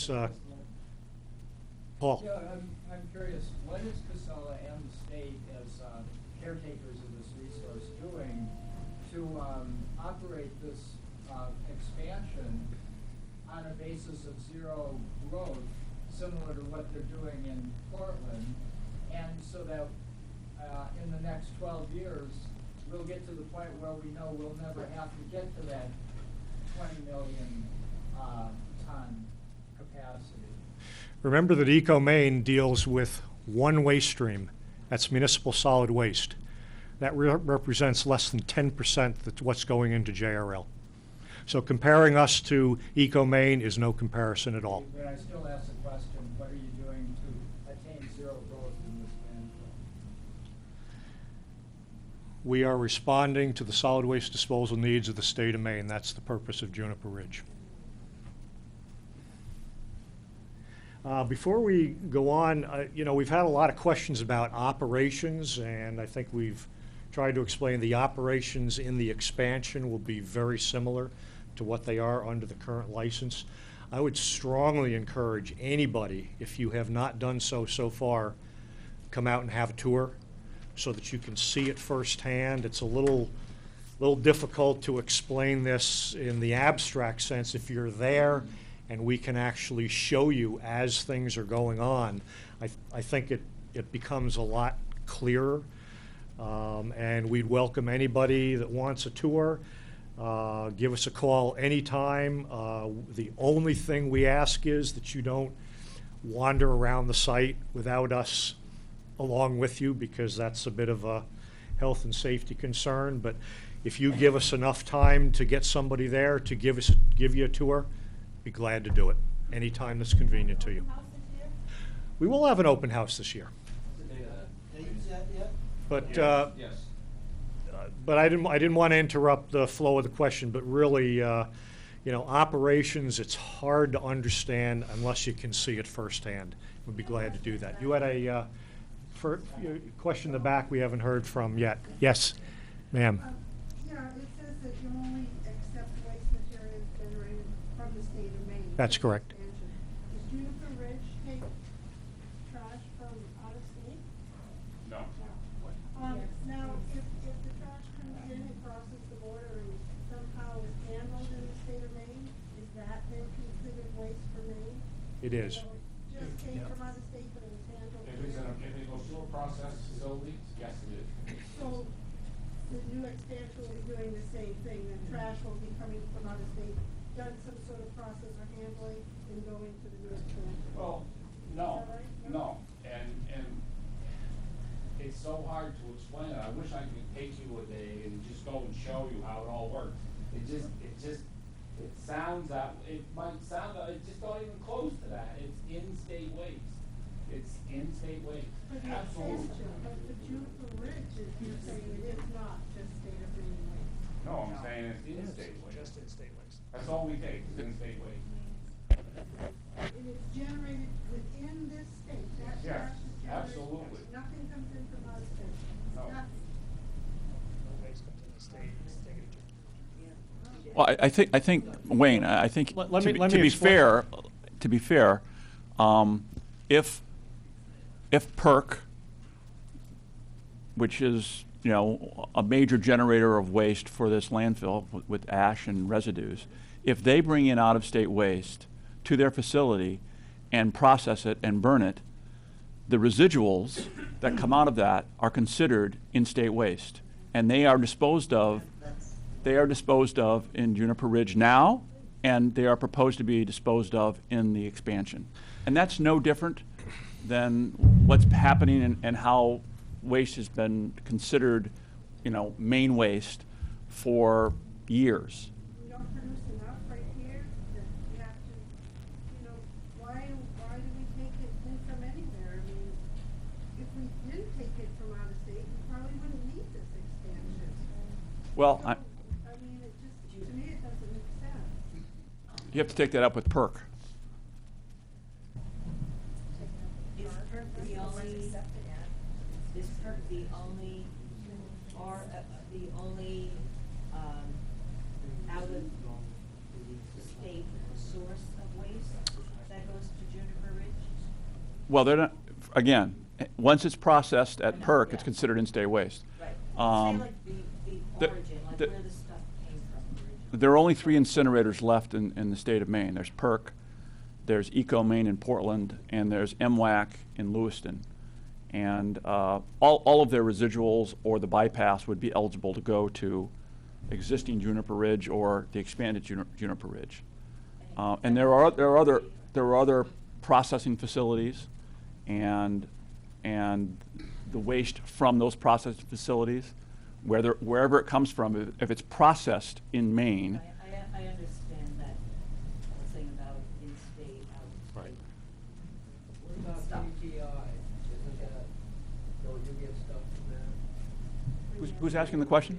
No, it's no longer KTI, it's called Re-Energy. Called Re-Energy. So it's no longer owned by Casella.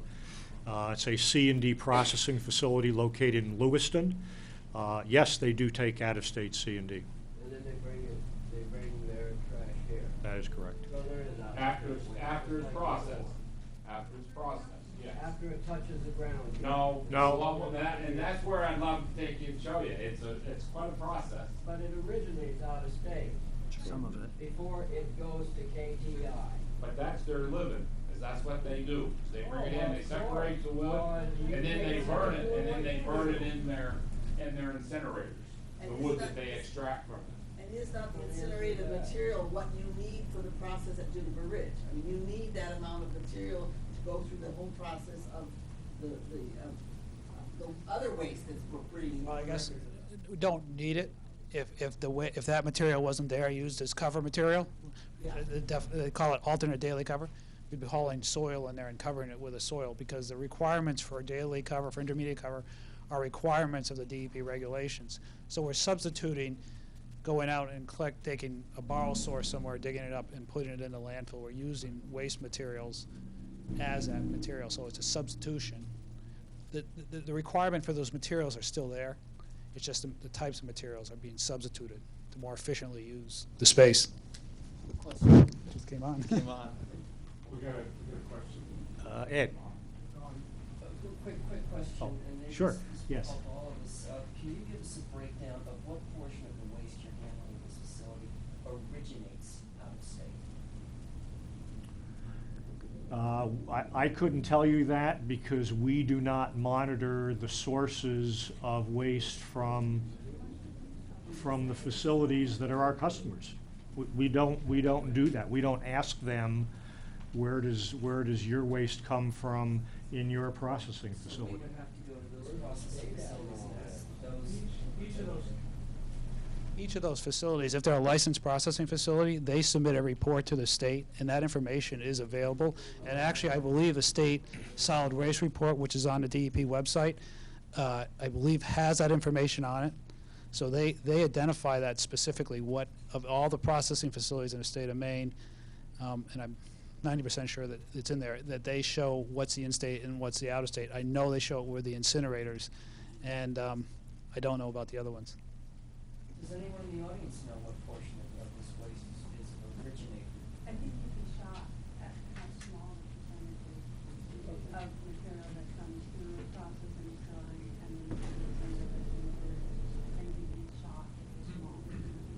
Yeah, and one thing I'd add to that is anybody who thinks that, there's a lot of people that think that I'm sure that Reenergy would love to give you a tour of their facility and see what they do. And remember, they're taking and making a wood fuel product that we can generate electricity with power use of our homes. I also want to caution you guys to think about this in-state, out-of-state thing. Also remember where your hazardous waste goes from the state of Maine. It doesn't go anywhere in the state, it goes out of state. And the same thing with your medical waste. Right now it's going out of the state of Maine.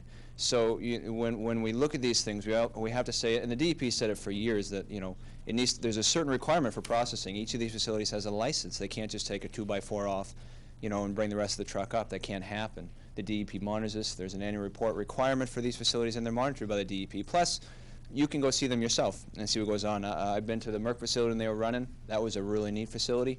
I'm sure the Perk facility would be more welcome to having you guys around for a tour. And they take your material from Old Town and Alton and this area too. So.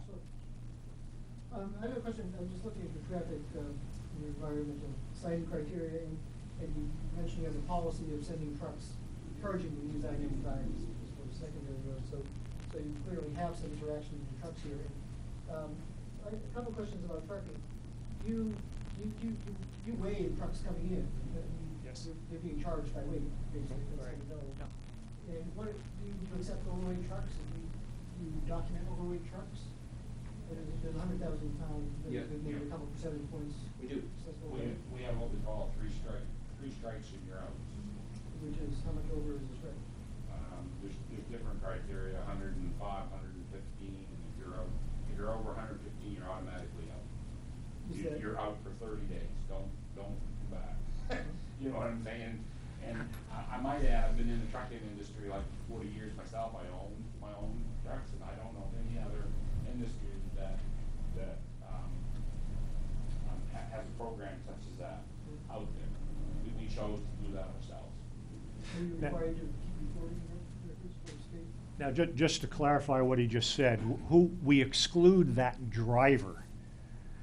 not the company itself. Now, if the next driver that comes in does the same thing's going to happen to them. And we keep a tally of total trucks and trucks overweight by those different levels. We prepare a monthly report that we send to the local landfill advisory committee, which has representation from Old Town, Alton, and Penobscot Nation on it. So they get those numbers, been getting them back since probably 2005 on a monthly basis. But we do not report them to the state for any type of action. It's not our job. We're not gonna. We're not DOT. It's their job to catch them. We're not gonna call state police and tell somebody somebody's Absolutely. overweight. Just not gonna do that. Because that's because you take traffic into consideration, it's been very long, obviously. So You- I have one more you're question. correct. I've been monitoring it, and the percentage of overweight trucks has been very low by any other industry. Compared to industry Yeah. standards, forestry industry, Right. for example. Our record is much worse. So- I think the second part of your question was, we do unload them, we're not gonna send them back on the road overweight Yeah. and being a hazard. Oh, yeah. So we won't load them. Yeah. But if they're over 115, like you said, they're no longer allowed back in the So facility. anyway, just one question. I see trucks from Georgetown, Massachusetts, coming to the facility. Who is it? What's the company? Where are they originating? They're not originating from Georgetown or Massachusetts. They're coming from Houston or? They're registered out of state, which trucks certainly can do, and they probably do it for reasons of excise tax, I would expect. But they are picking up their material from a location in Maine. I'm just curious. I mean, Yep. Yep. In other words, there's Yeah, a that- Georgetown company that obviously does a lot of business with Sure. something like me. Well, we got like MBI, who used to build is out of Illinois, or somewhere in the middle United States. Middle East. Over there. But each, That's a long each, drive. load that comes through is required to have a manifest, which basically documents what the material is and where it was originated from. And that goes through our system, and that's another report for every month, is a waste activity report, which literally lists every single load of material that comes in, what county in the state of Maine it came from, how many tons it was, and what material it was itself. Construction debris or wastewater treatment plant sludge. Some of these trucker owners, they have trucks all over the country. And, I was in Virginia with my daughters, and MDI happens to be down there on the truck. I happen to look and say, that's familiar, but they do run all over the country. Just for a little historical context here, I won't belabor the point, but this policy that says if you bring waste into Maine and it's processed in Maine and there's a residue, and that residue, because the processing facility is in Maine, is now Maine waste, dates back to the mid-1980s. It dates back to 20 years before Juniper Ridge Landfill ever existed as a state-owned landfill. It dates back to 10 years before Casella ever had a presence in Maine.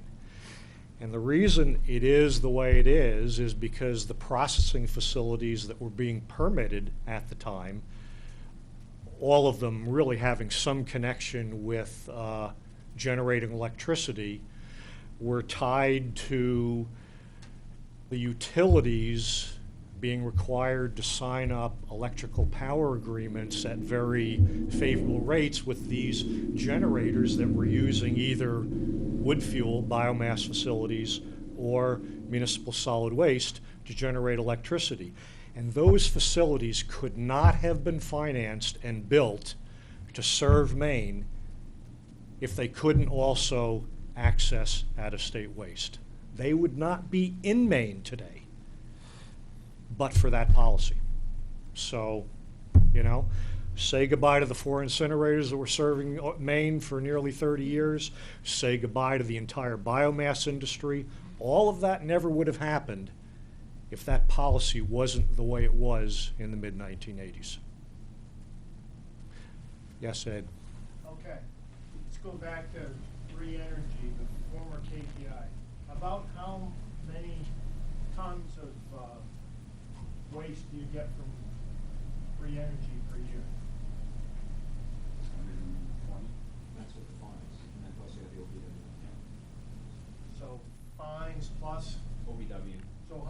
5,000 of fines?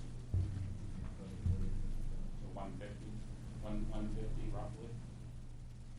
Now, do you? 150,000. I don't want somebody to think I'm saying 150 tons, 150,000. 50,000 tons. So that's about a little over 20% of your waste stream. Yeah, but remember, if the fines went away and we weren't using it for daily cover, that space would still be occupied by soil. But Don, okay, let's go back. When KTI was owned by Casella, around 2010, I remember the numbers were, what came into the KTI facility, over 90% of it was from out of state. Then what landed there, over 90% of it came here. Do you know if those numbers have stayed the same for them?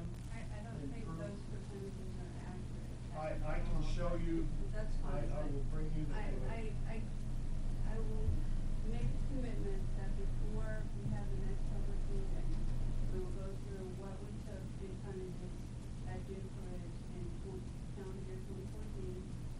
Any facility that may have taken out-of-state waste and processed it in 2014, that we accept as individuals and give you the percentage.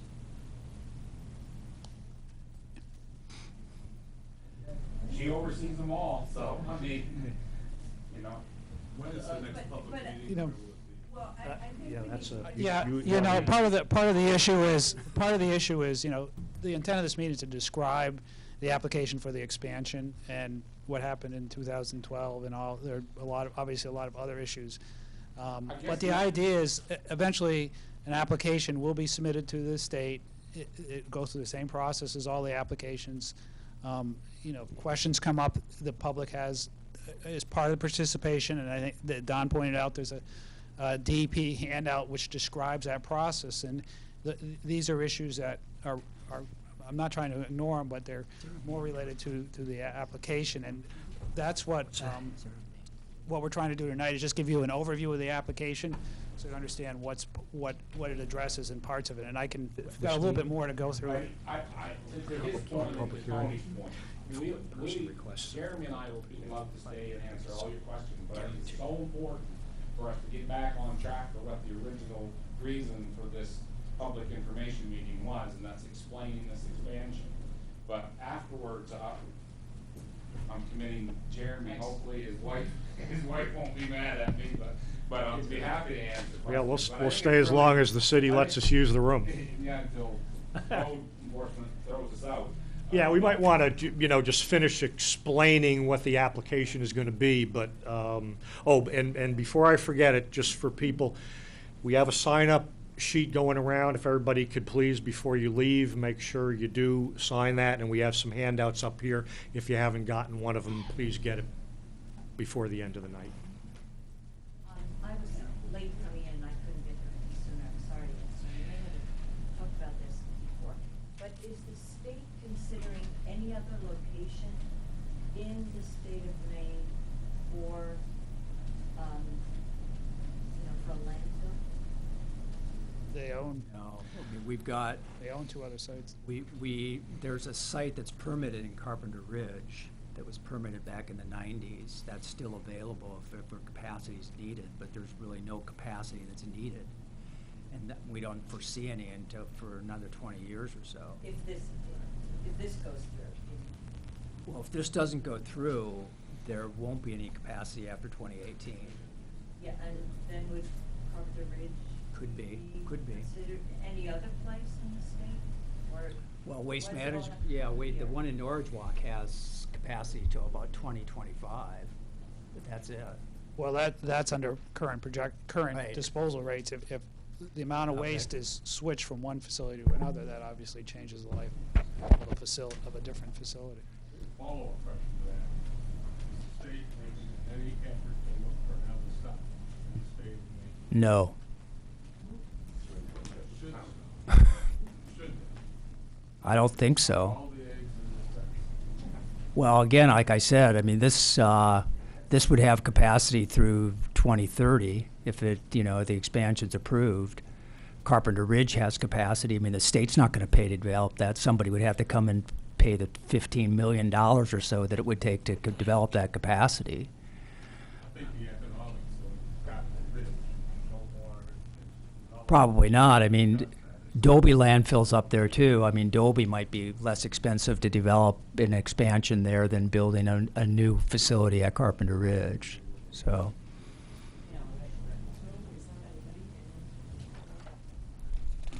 Yeah, I'm curious about a waste stream that hasn't been mentioned.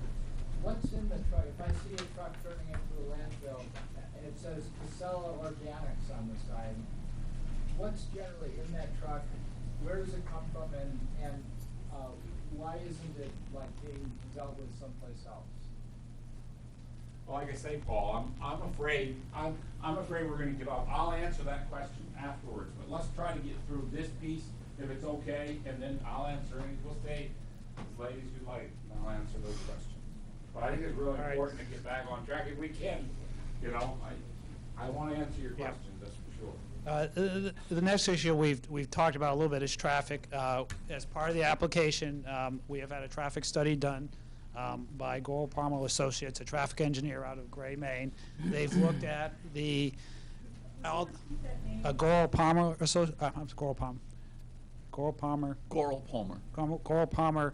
want to say Associates, but GPC Corporation. Yeah, it's GPC. They're a company that specializes in traffic engineering. They've looked at the impact of the traffic on this expansion on the traffic patterns in the area, looking at the traffic routes, the accident rates, all the criteria that's used in traffic engineering for levels of service of the roads, and that information is contained in the application. Their conclusion is that the expansion will have no impact on the levels of service of the roads. Basically, what we're looking at is about 200 truck trips a day. That is, a truck trip is, if divided in half, a truck trip is one truck coming and going is 2 truck trips. So basically 100 trucks at the 700,000 ton level. Right now, typical traffic is about 80 vehicles a day. Some of those are vehicles of people who work at the site. Some of those are obviously the trucks that are bringing the waste in. So part of the application is an evaluation of that. That evaluation concludes basically that what's proposed for this site meets the standards that are in the solid waste rules. The traffic comes up the interstate, turns into the site, follows the road down. The roads around the site are designed to handle that traffic. There is some, I assume, the question as to trucks using Route 16, that is addressed in the application. They have a policy to advise and encourage people to use the interstate. There are some numbers in the application about what percentage of trucks actually use that application, but those issues are issues with the DOT. The majority of the trucks that come to Juniper Ridge use 95. That's what you just said real quick. Most trucks do not use 95. They get off at 197 and go up Bannock Road 16. It's a half mile longer. You go Bannock Road, go coming and going. I know because they go past one of our houses and we watch them and they stink and they belch smoke and it makes a lot of noise. And it's 24 hours a day. When they say they don't go 24 hours, they do. And it's 7 days a week, even most holidays, not all. And you gotta get off 16.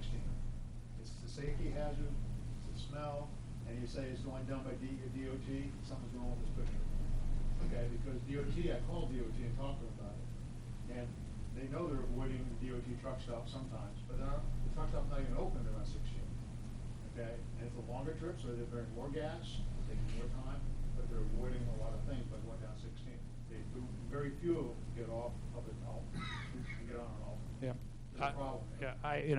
I'm not going to obviously debate you because all I can say is, the information, there was a number of truck counts that counted the number of trucks that's used that will be in the application. If you have other information as part of the permitting process, you're willing. The process allows for people to provide information if they feel that there's some other information that needs to be provided to the DEP in their decision-making process on this thing. So that's part of the public's participation. Well, it's a safety and You know, in my only observation, I went up to the site before I came here. I followed a truck up the interstate. It got off of 199 onto Route 16 and turned into the site. So, the visual impact, that is something that has been evaluated. There was a standard looking at for no adverse and reasonable effects on scenic use or the character of the area, and SMRT, a landscape architect with expertise in visual analysis, looked at the site. One of the criteria in the solid waste regulations is, you know, can the site, are there any public viewing areas within a 2,000-foot radius of the site, and will the site be seen from those areas? That analysis was done. There were no public viewing areas as defined in the regulations identified within 2,000 feet of the site. As part of the study, and what will be included in the application, is as part of their study, they actually contacted all the towns around the area and said, are there areas of public viewing areas or significant areas where you would like us to evaluate whether the landfill will be seen? The towns identified a number of those sites, and they evaluated whether they could see those sites, whether the expansion would be able to seen from those sites. There are public areas that the landfill can be seen from, Route 43, on Route 16 they've identified, and actually there's a view from Poshaw Stream that they've identified. They've actually looked up to 6 miles away. Those views are infrequent and intermittent views, and their conclusion is it doesn't affect the, it's not an unreasonable scenic impact to the area. That information and the basis for those statements will be included in the application and included in their study, and that study is fairly extensive, and it describes the methodology that they went through to reach that conclusion. This isn't a question, it's a comment. I did actually go to one of the tours, and we went up on, you know, top of one of the mountains, there. And it was a beautiful day, and the thing that affected me the most was I could see Mount Katahdin. And all I could think of was, somebody were at the top of Mount Katahdin, they could see that. You know, I just, in terms of aesthetics, Yeah, that bothered me a lot. one of the issues there, and it's described, is that that's way in the background, and if you really knew what you were looking for and you look from Mount Katahdin down there, you could possibly see it, but it would not affect your view of it because of the size of it. It would really be hard to discern it about it. I personally worked with landfills for 35 years in the state of Maine, and what I tell people all the time, some of the best views in the state of Maine are from the top of landfills. If you go around to the various landfills in the state of Maine, they're situated, they have great views because they get you up above the trees. You know, the difference probably is that you could do the same thing if you got above the tree level, but most of the places that you drive around or that you're in the state of Maine, your view is hidden by trees. So, again, the application has some information. We'll have an extensive study that will evaluate that, will identify the process that they went through to come to this conclusion, and that information will be available for everybody to look at, take a look at, and digest and comment on. Noise is also a standard that's in the solid waste rules. A company called Epsilon Associates, who is an expert in noise measurement, did a noise study on the site. They actually went on and actually measured noise levels of the different equipment. They use computer models to predict noise levels at the property boundaries, which is the standard that the criteria is applied to for noise in the state of Maine for solid waste facilities. And their conclusion is that with the operations of the facility, that the noise standards that are in the rules will be able to be met by this expansion. And again, their report is equally as long and complicated. It provides a lot of very interesting information on how the study was done, what different noise levels mean, and then their conclusion is something everybody can look at and digest and ask questions on. Litter and vector control, basically vectors are mice, birds, that type of stuff. They have one of the issues we've talked about today is cover material, daily cover material. One of the prime ways to control litter on the site and vectors is by the use of daily cover. That's one of the reasons why daily cover is part of a landfill operations, is to control those two items.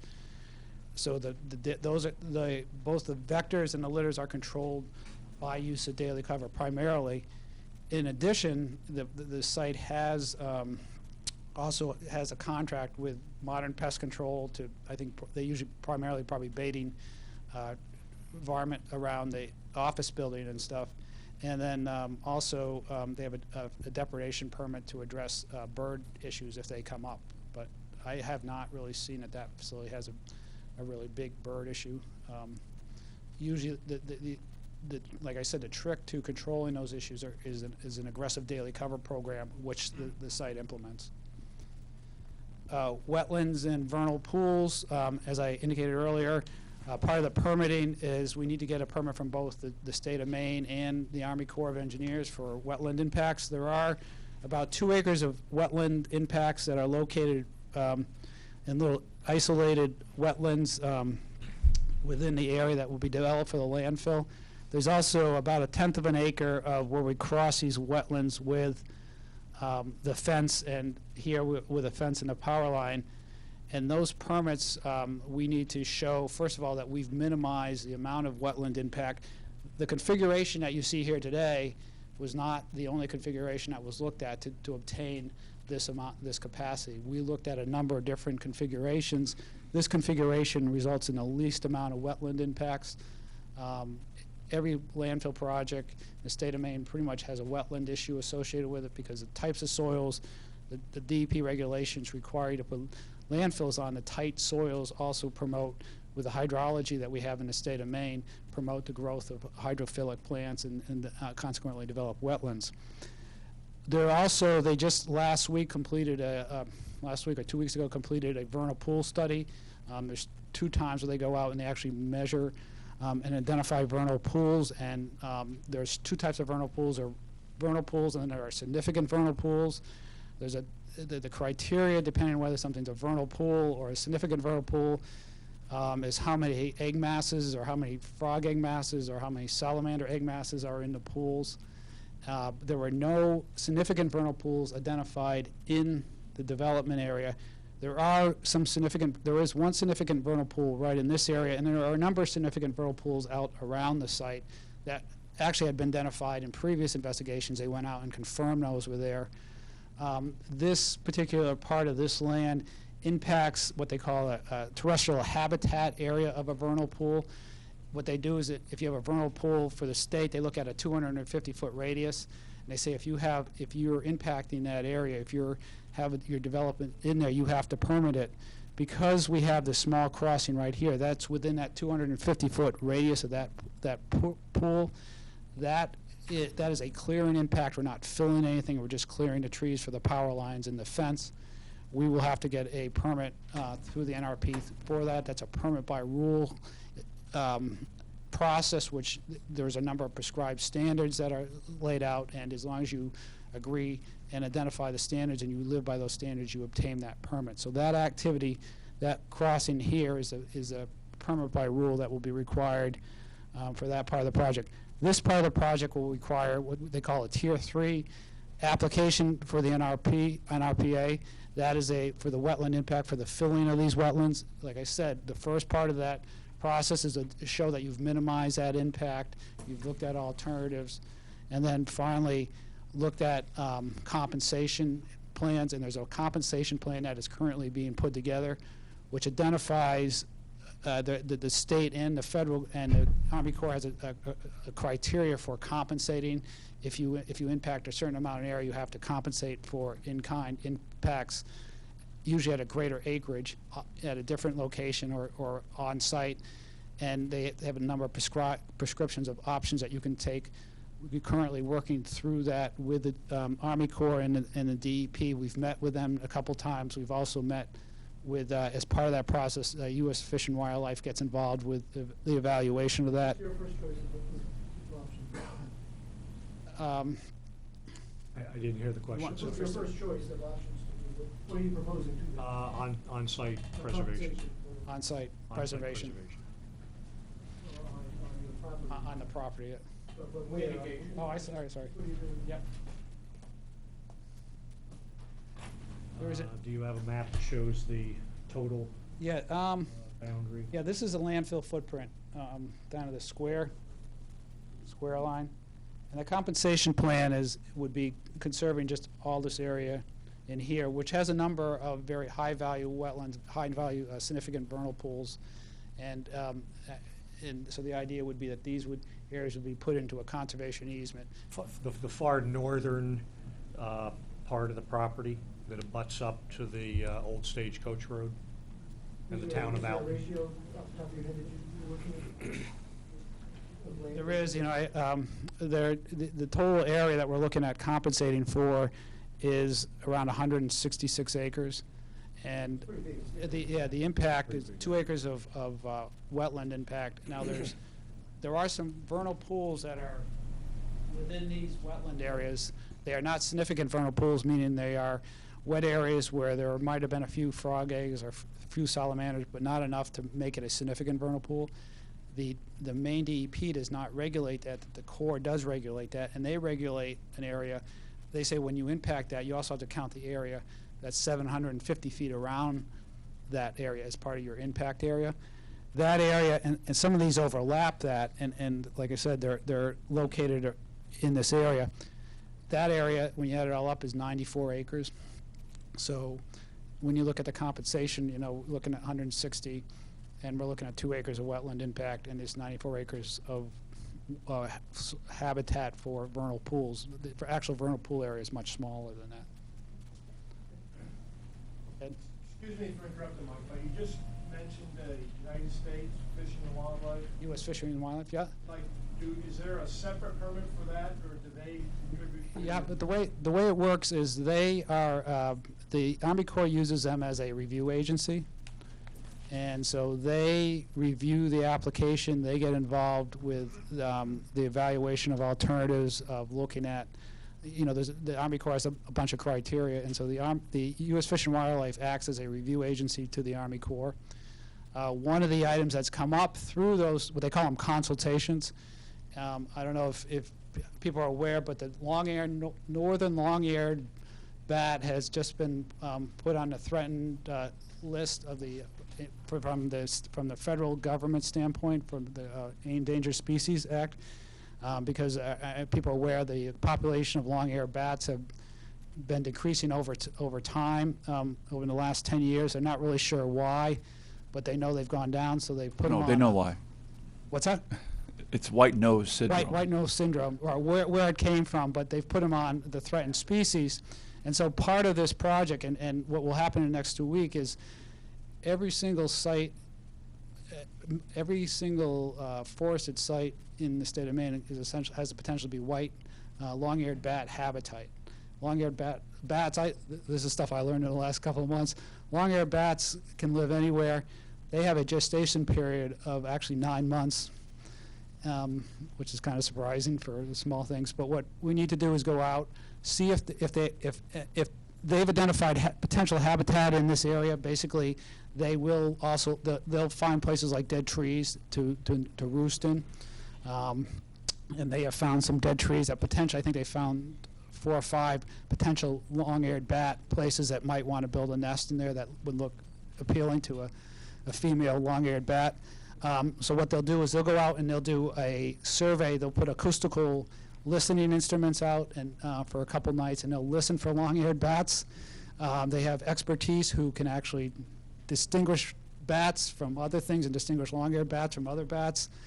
And if they determine that they're, it's either they do the study, there's nothing, they don't find anything. If they do hear a long-eared bat, what they'll do is they'll put nets out. They'll try to catch the bats. Once they catch the bats, they'll put in receivers, radio receivers, and track where they go. If the bat was essentially to land in this area, what the criteria would be is apparently the way this works with long-eared bats is if you do have that situation in your development area, they limit your ability to do any clearing during the summer. The spring, summer, fall months when they're going through their breeding cycles, and so clearing would have to occur, once in the winter time, so we wouldn't disturb that process. That's an ongoing process that we're going through right now. Like I said, that's the first study. They're apparently active beginning now until June is when they're flying around. So who's doing that study? Yes, Stantec out of Thompson, who is a wildlife biologist group. Thanks for asking, Ed, because Stantec has also done all the wetland work here, and they've also looked at for other threatened and endangered species on the sites. Their wildlife biologists have gone around and surveyed the sites. They have not found any threatened or endangered species habitat in these areas, or significant rare and endangered plant type of habitat. We've also contacted the Maine Department of Inland Fisheries and Wildlife, the Department of Forestry, Agriculture and Forestry, and the DEP. All those groups maintain certain lists for certain habitats. They've all been contacted and have responded to our request for information. This figure actually shows some of the habitat that they've identified, and this is habitat that was actually identified back when the site was originally permitted. There's an area where somebody saw a turtle around 95, a wood turtle. That's what that circle is. There is some breeding waterfowl habitat that's identified. That's what this kind of check line is, that are not impacted by our sites, but they show up on the maps. This 100-foot setback buffer is their recommendation for no disturbance within that area around the stream. So we've added that to the map just to show what that distance is. So all that information, like I said, is part of the general permitting. Those reports are part of the application. The studies are in there. The backup, all the basis for all their findings are in there, and that would be part of the application. The last item, I believe, I have to talk to is historical and archaeological sites. We have contacted the Historical and Archaeological Maine Historic Commission and asked them, are there any historical or archaeological sites on this site? And they have provided us and said there are no, in their records, there's nothing in that area that identifies that there will be an archaeological or historical site associated with the area that we're proposing to develop in. I have a question. Has Conservation been notified at all of the expansion? Have they considered the butters? Have they been asked about big historic archaeological sites? They have been, yes, they have been notified. They've actually participated in we had a group of meetings back in the fall about this project, and they actually attended one of the meetings. We've also made efforts to contact them a couple times to become involved with the process and ask them this stuff. We have called them, left emails, and have never gotten a response. I know some other groups have tried to contact them and have not gotten any response from them. So we have tried to incorporate them into the process of this permitting process.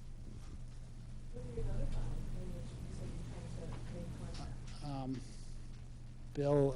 We sent it to the mailing address listed for the and I'm Penobscot Nation. going to say Bill Thompson? Yeah.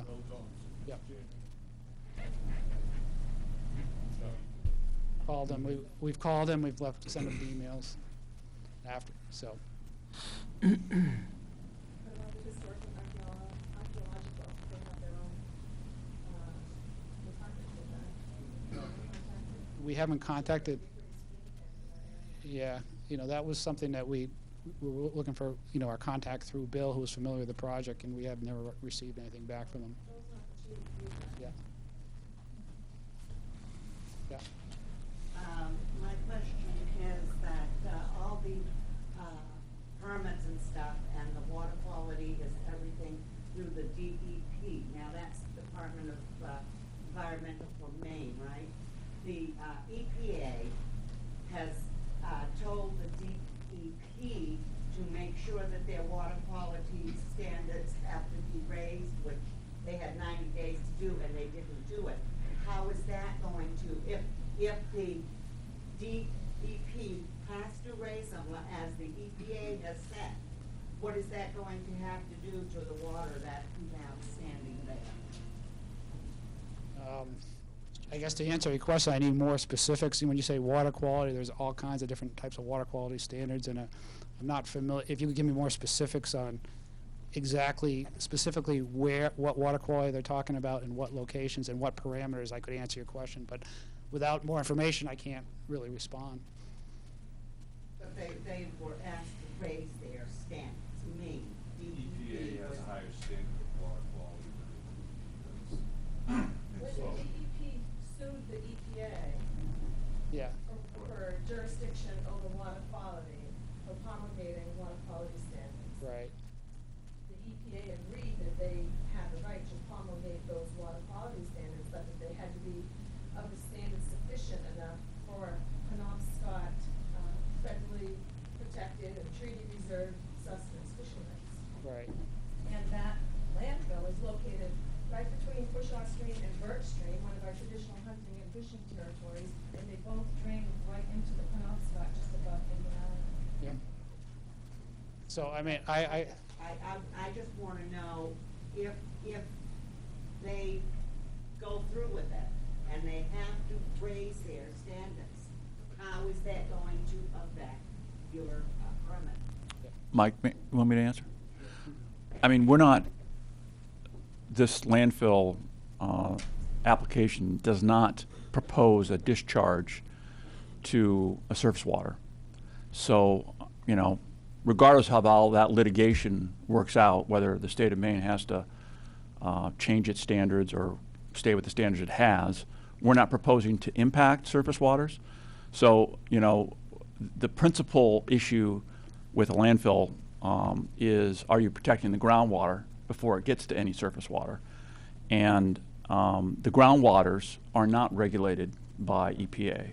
They're regulated by the state of Maine. And we're going to be meeting the groundwater standards for the state of Maine. Are the groundwaters reaching into the surface waters above the EPA standard? Actually, as part of the application, what we do is we look at what happens if there was a failure, and we actually do a modeling of if there was released into the environment, what would happen, and that evaluation shows that we would meet the groundwater standards and the surface water standards. That's part of the application that will be in the application. That's an evaluation that people are free to look at and to comment on, but that is part of the evaluation that's required by the DEP, and then will be included in the application.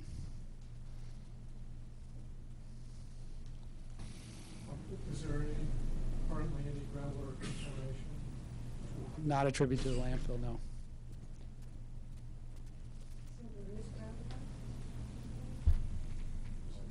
No, not attributed to the landfill. Oh, but there is something else? What? There are changes in water quality, as with any type of development around a landfill, any type of development anywhere. You're going to change some of the water quality when you put an area on it. There are changes in water quality, what we do, and I think there's been a number of, actually I think there's been a meeting up in here where the DEP has gone through that process and looked at it and come to the same conclusion that we have, that there are no impacts from the landfill operations in the landfill. So, am I correct in understanding that the state of Maine owns this site? Yes. So long term, when you're done with it, whatever your deal is with the state, the state of Maine will be responsible for the long term. Actually, that's not true. As part of the permitting process, and part of any landfill has, they have to put up a bond. In the New England way, Casella has to put up a bond for what we call the closure and post-closure costs. If they were to go out of business, there would be a source of money to both close out the amount of landfill that's open, and to provide for the monitoring and the operation of the facility during the post-closure period. So that criteria stays in effect all through the life of the facility, through the life of the expansion.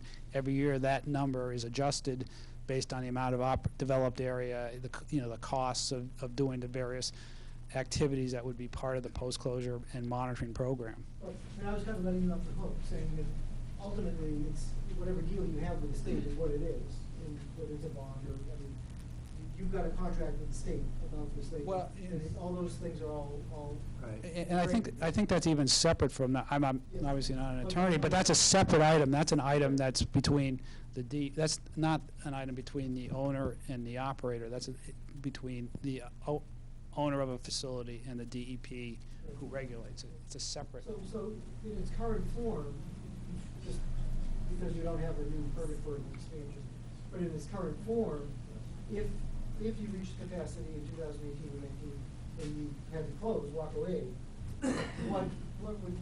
what's in place right now for closure costs or Casella's responsibility to the state of Maine?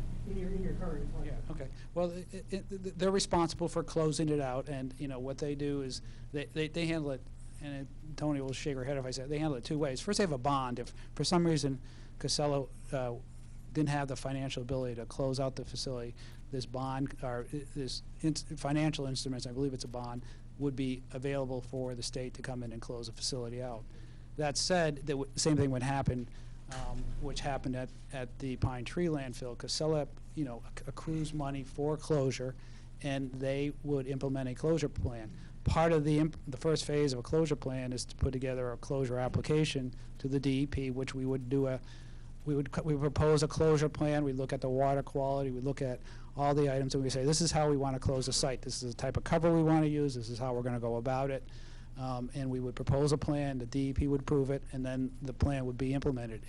The same process happened at the Pine Tree landfill. They stopped taking waste in the end of 2009, and then we closed it in 2010, 2011, and 2012. Right. So they stopped. You know, there was a date where they could take no more waste, and, you know, because our construction seasons have a limited length, you know, you can only close so much at any given But time. who's the owner of that? Casella. Okay, but in this case, the state's the owner, so it's quite different. It's not so No, it's not. We're a publicly traded company. We amortize. Yeah, but it's not, We you don't own the land. amortize closure and post-closure care funds on a tonnage basis. Well, that's the gist of my question though, is that long-term, once you're done with Pine Tree and Hamden, you still own the thing. So it's your responsibility. The state requirements are for 30-year post-closure care. Okay. So we are on the hook from our DEP permit and our operating services agreement with the state for at least 30 years. And June for it. At June for it, following the closure of the landfill. Okay. And potentially for longer. Yeah, that's my question. Yeah. What's your contract agreement say? Which would take you to 2064. Yeah. I yield to the gentleman over here, had his hand up here, going down. Yes, he has. You're talking about the wetland, the subsoil Yep. in the wetland. What state is that? From the standpoint of Well, you're gonna put so many, pounds of weight on it. yeah, tons of weight. Okay, that's a good on question. a square Yep, foot. yep. Yep. Part of the application, part of the design process is to look at that, is to look at the strength of the materials and to look at what the weight is. And there's certain criteria for stability. You know, we look at how stable is that site. And we exceed all the design criteria. That's a very stable site. It's for landfill sites, it's a compacted till site. Although the types of waste that we're talking about sound like a lot, you have to remember at some point in time that soil had over a mile of ice sitting on top of it, which far exceeded any weight that would be from this landfill. If you dig into the soils and you work those soils, you realize how strong those soils actually are. That is included and is part of the design of any landfill, is to look at that soil. Where those issues become an issue are in sites that are underlain by deep clays that are soft. Clay soils typically have more water in them, are very soft. That's where you get issues with instabilities, and the issues of stabilities become a far more detailed exercise, and you know, different types of monitoring. We work on a number of sites like that around the state, and those sites have a different set of criteria and things that have to be watched for as we fill the sites. That's not the case with this site because of the types of soils and the geology on the site. The reason why the water collects. Yes, and part of the evaluations are, you know, when you do a stability analysis, you look at water levels, you look at water tables, you address changes in soil strengths due to those water tables. That's all factored into the analysis. Yeah. Addressing the noise. Yeah. It's really must have been done by a deaf guy. 'Cause you live out there, I live out near there. You live, are you, right here? Oh, there's there. Right here, right there. Or, no, right there, right? Yeah. Yeah. You guys are running big diesel equipment up and down that hill and all across it all the time. It generates a lot of noise, and it's quiet out there. that noise carries. I don't think there's anything you can do about it.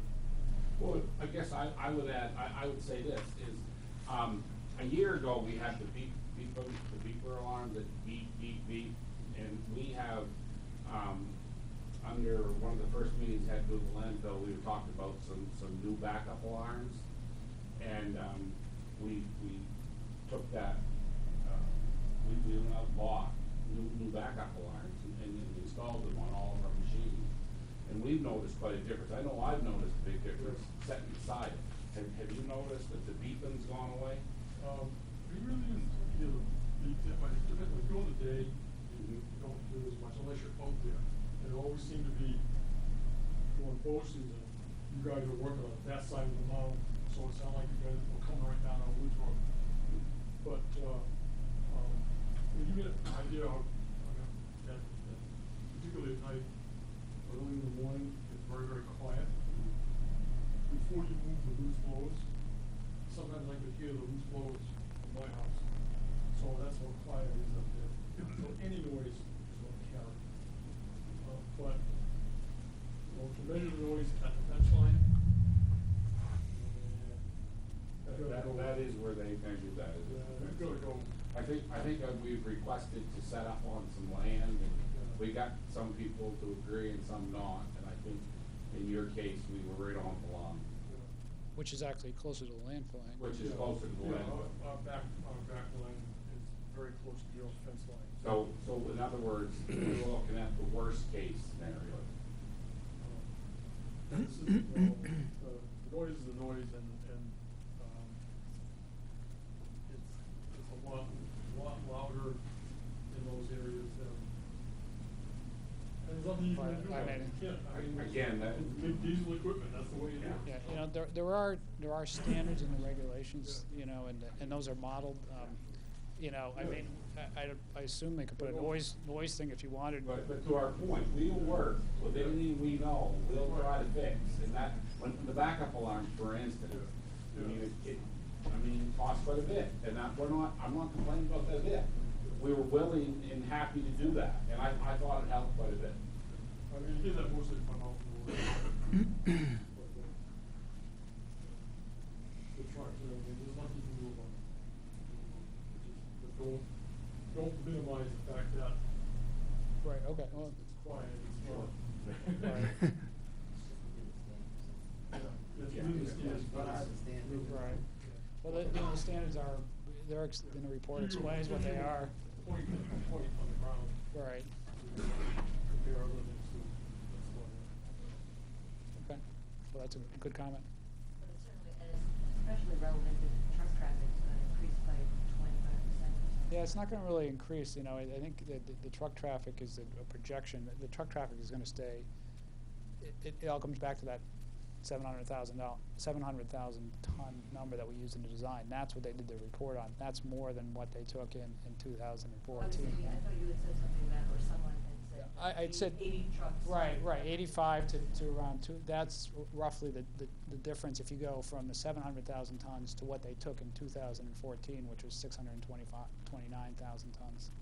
That's where the difference is. They kind of project a growth rate and add a few more trucks on it, and that's what they project the growth rate would be.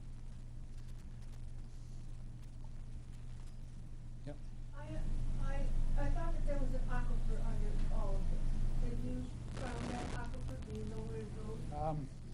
When you say an aquifer, a sand and gravel deposit, or the entire state of Maine, it can be considered an aquifer. You can drill a well in any place in the state of Maine and be considered. Is there an esker under it? No, there is not an esker under there. Mike, show the location of the water supply. There is. I think that's what she's referring to.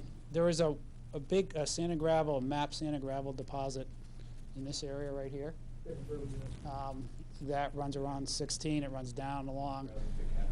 Runs down along almost to, you know, the Old Town dump is in that. That runs right along the river. There aren't any other map kind of sand and gravel deposits. We have identified an area right in here. There's an isolated pocket of sand that's within the till that we've identified. Anything that where there's water moving, storing? Groundwater moves everywhere. I mean, groundwater the groundwater under this building is moving right now. It's moving towards that stream, or depending on how high the stream is, it may be going the other way today. But I mean, all groundwater moves. It moves at different rates, and that's based on the soil conditions. And you know, we've done a lot of tests out there, pumping the groundwater to see groundwater flows either through the soil, through the sands, or it flows through fractures in the bedrock. And as part of the investigation, we've quantified and developed and done a number of different tests to evaluate how the water moves through the soils and the bedrocks there. And we very well understand how they do that. This site has probably been evaluated more than any other site in the state of Maine as far as that's concerned. So we know where the water is going to move and how it moves, and that's part of the application is a description of those processes. So like I said, every place in the state of Maine, you could drill a well. If you say an aquifer, people use that term very generally. If you're talking about a sand and gravel aquifer, which is a specific type of deposit, which this meets, that's over here. We're hydraulically isolated from that deposit. And as I said, the landfill, the residential water supplies around that site are also isolated because of the topography and how groundwater flows basically from high areas to low areas. And I know we've tested a number of wells very close to the site. In fact, as I mentioned, this is actually the closest house to the site, and we've tested their water quality, and their water quality is excellent. And it will be, and it will be.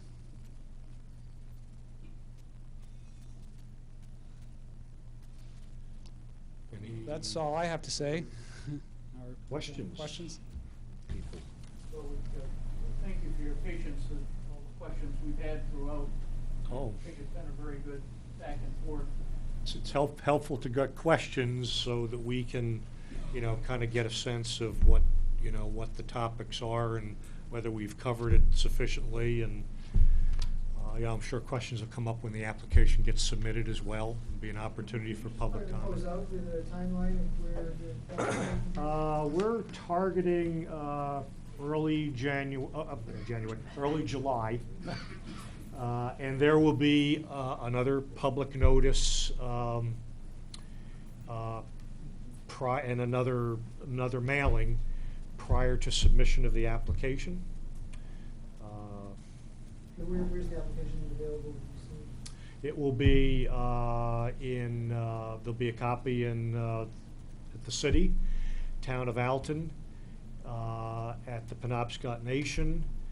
I would assume at the DEP office in Bangor. Probably it'll be available electronically online, wouldn't you think, Mike? I would think they'll probably post it online. I think they'll post it online. It'd be a large document. It'll be a very large document. You mean DEP. I assume they'll do the same thing they've done. City might be able to do that too. And so DEP is the next hurdle that we're satisfied? Yeah, this application will go to the Solid Waste Bureau at the DEP. They'll then be in charge of the process of collecting public comment, reviewing the application against their standards, and making a decision on whether it meets their standards. The intervener thing would come into play then, Don? Yeah, when the public notice goes out and when the application is submitted, there's a period of time, I think it's 30 days, Tom, for people to request intervener status, which means they have particular... Well, they request, they would request interested intervener party status, or request a public hearing. Yes. And it's only when a public hearing is scheduled that people then file for intervener status. It's okay. So. Is that different than the communities? The communities, well, I believe the city of Old Town, for example, they get automatic intervener status because of, as does Alton, if they request it. And yeah, it's a little bit different, only because there's no intervener for members of the public unless there's a public hearing. there'll likely be a public hearing here, so then people will have an opportunity to file for intervenor status at that time. But as you know, that means having all the responsibilities and obligations of being a party. I guess my question was trying to follow up on this guy's general permitting schedule. They laid out which permits need to get. So you've got the one you're going to apply. So DEP has to give you the landfill permit. But is the Army Corps, are they concurrent, or is you get one first? I think Old Town doesn't get it until after Maine has decided. So what's the, and I should say, I'm not complaining to you guys, but just in general, I don't consider this to be a real public informational session because there's nobody here from state DEP that can speak authoritatively about what the schedule is. Okay, so I just want that to be part of the record. Yeah, and just so you know, Ed, this type of public information meeting is what DEP requires that an applicant have for a project like this or other large projects. And DEP, in my experience, never comes to these meetings. And it's because they expect the applicant to conduct it. They will hold their public meetings or public hearings in due course once they set them, but they set the schedule, we don't. We only control when we file the application, and after that happens, it's sort of in DEP's court as to what happens next. So what's happening here is not uncommon in the licensing history of projects in the state of Maine. All I'll say is, the other ones I've been to, it seems like there was always a DEP official. No, that's not the way public information meetings have occurred of this nature. Yeah, this is a Chapter 2 public information meeting. Okay, so the permit application is going to go in probably whatever day the 4th of July is. You're going to put it on the day before that, right? And whenever the holiday is. But what, as far as like the Army, the NRPA, which is also a state permit, does that happen at the same time? We're expecting to submit the DEP landfill application, the Army Corps of Engineer application, and the NERPA application at the same time. So we'll be concurrent, correct? Concurrent in terms of submission, whether they get processed and a decision on them, they will be separate processes. That was a process that the DEP requested. Well, the NRPA and the DEP solid waste will be processed concurrently, Yes. and Army Corps will set its own schedule. But they like to follow what the like DEP does, They do like to be pretty much because the same. impacts are exactly the same. Yes. I've got one last question, and it's not directly related to the expansion, because it's related to the current operations also, and the litter control. Monday morning, day before yesterday, about 10 o'clock, I was coming across 395 from Brewer back into Bangor on the solid truck. I'm guessing it was picking up some of the zero sort recycling, the dumpster bins, but there was just page after page after page of paper flying out the top of it, and it was great until I was worried one was gonna get blasted out of the windshield of my car. I didn't get the license number on it, but it was the one that stopped at the Avon Road Irving Station shortly after 10 o'clock Monday morning. Don't those trucks, aren't they supposed to be covered, or it was the kind that loads it on the automatic front loads load, the dumpster, yeah. front load where they come up and Not like the goes trash in. compactor truck, but Boy, Wayne, do you know more about Well- Tony? I don't know. Yeah, I used to be in the trucking side of it, and the front load, it's a difficult. yeah, because you'd have to move the cover before you Yeah, can load the thing. and if the operator doesn't do everything just the way they're supposed to, there is a possibility that, I'll just be honest, I was following along the other day, and some a little bit, well, I picked up the phone call, but I knew who called. Oh. You know what I'm Yeah, I saying? don't know And who called. I said, this guy's the here, plate number? and make sure he gets his cover closed, you know? Oh. And sometimes, when you get 50, 60 employees out there, and they're in a hurry, and they move, but they could literally be stopped for littering. DOT called police to stop them for littering. It's not supposed to work that way. You know what, that's the best I can say. Is there a number to call if you sell it? Call trucking, yeah, call, I can get you that. She happens. That's sort of a long way around though, isn't it? No, the 1-800-Casella, you get a customer care center. Oh, okay. Tell them what town you're in. and Okay. they will route you to Ah, the okay. calling Oh, well, there we go. See, I don't have a lot to do with the customer care center since I got a trucking, so good answer. So is that good for odor complaints too? Odor complaints, we would prefer actually so that we can do something about them. That you call the facility that you're complaining against. So, you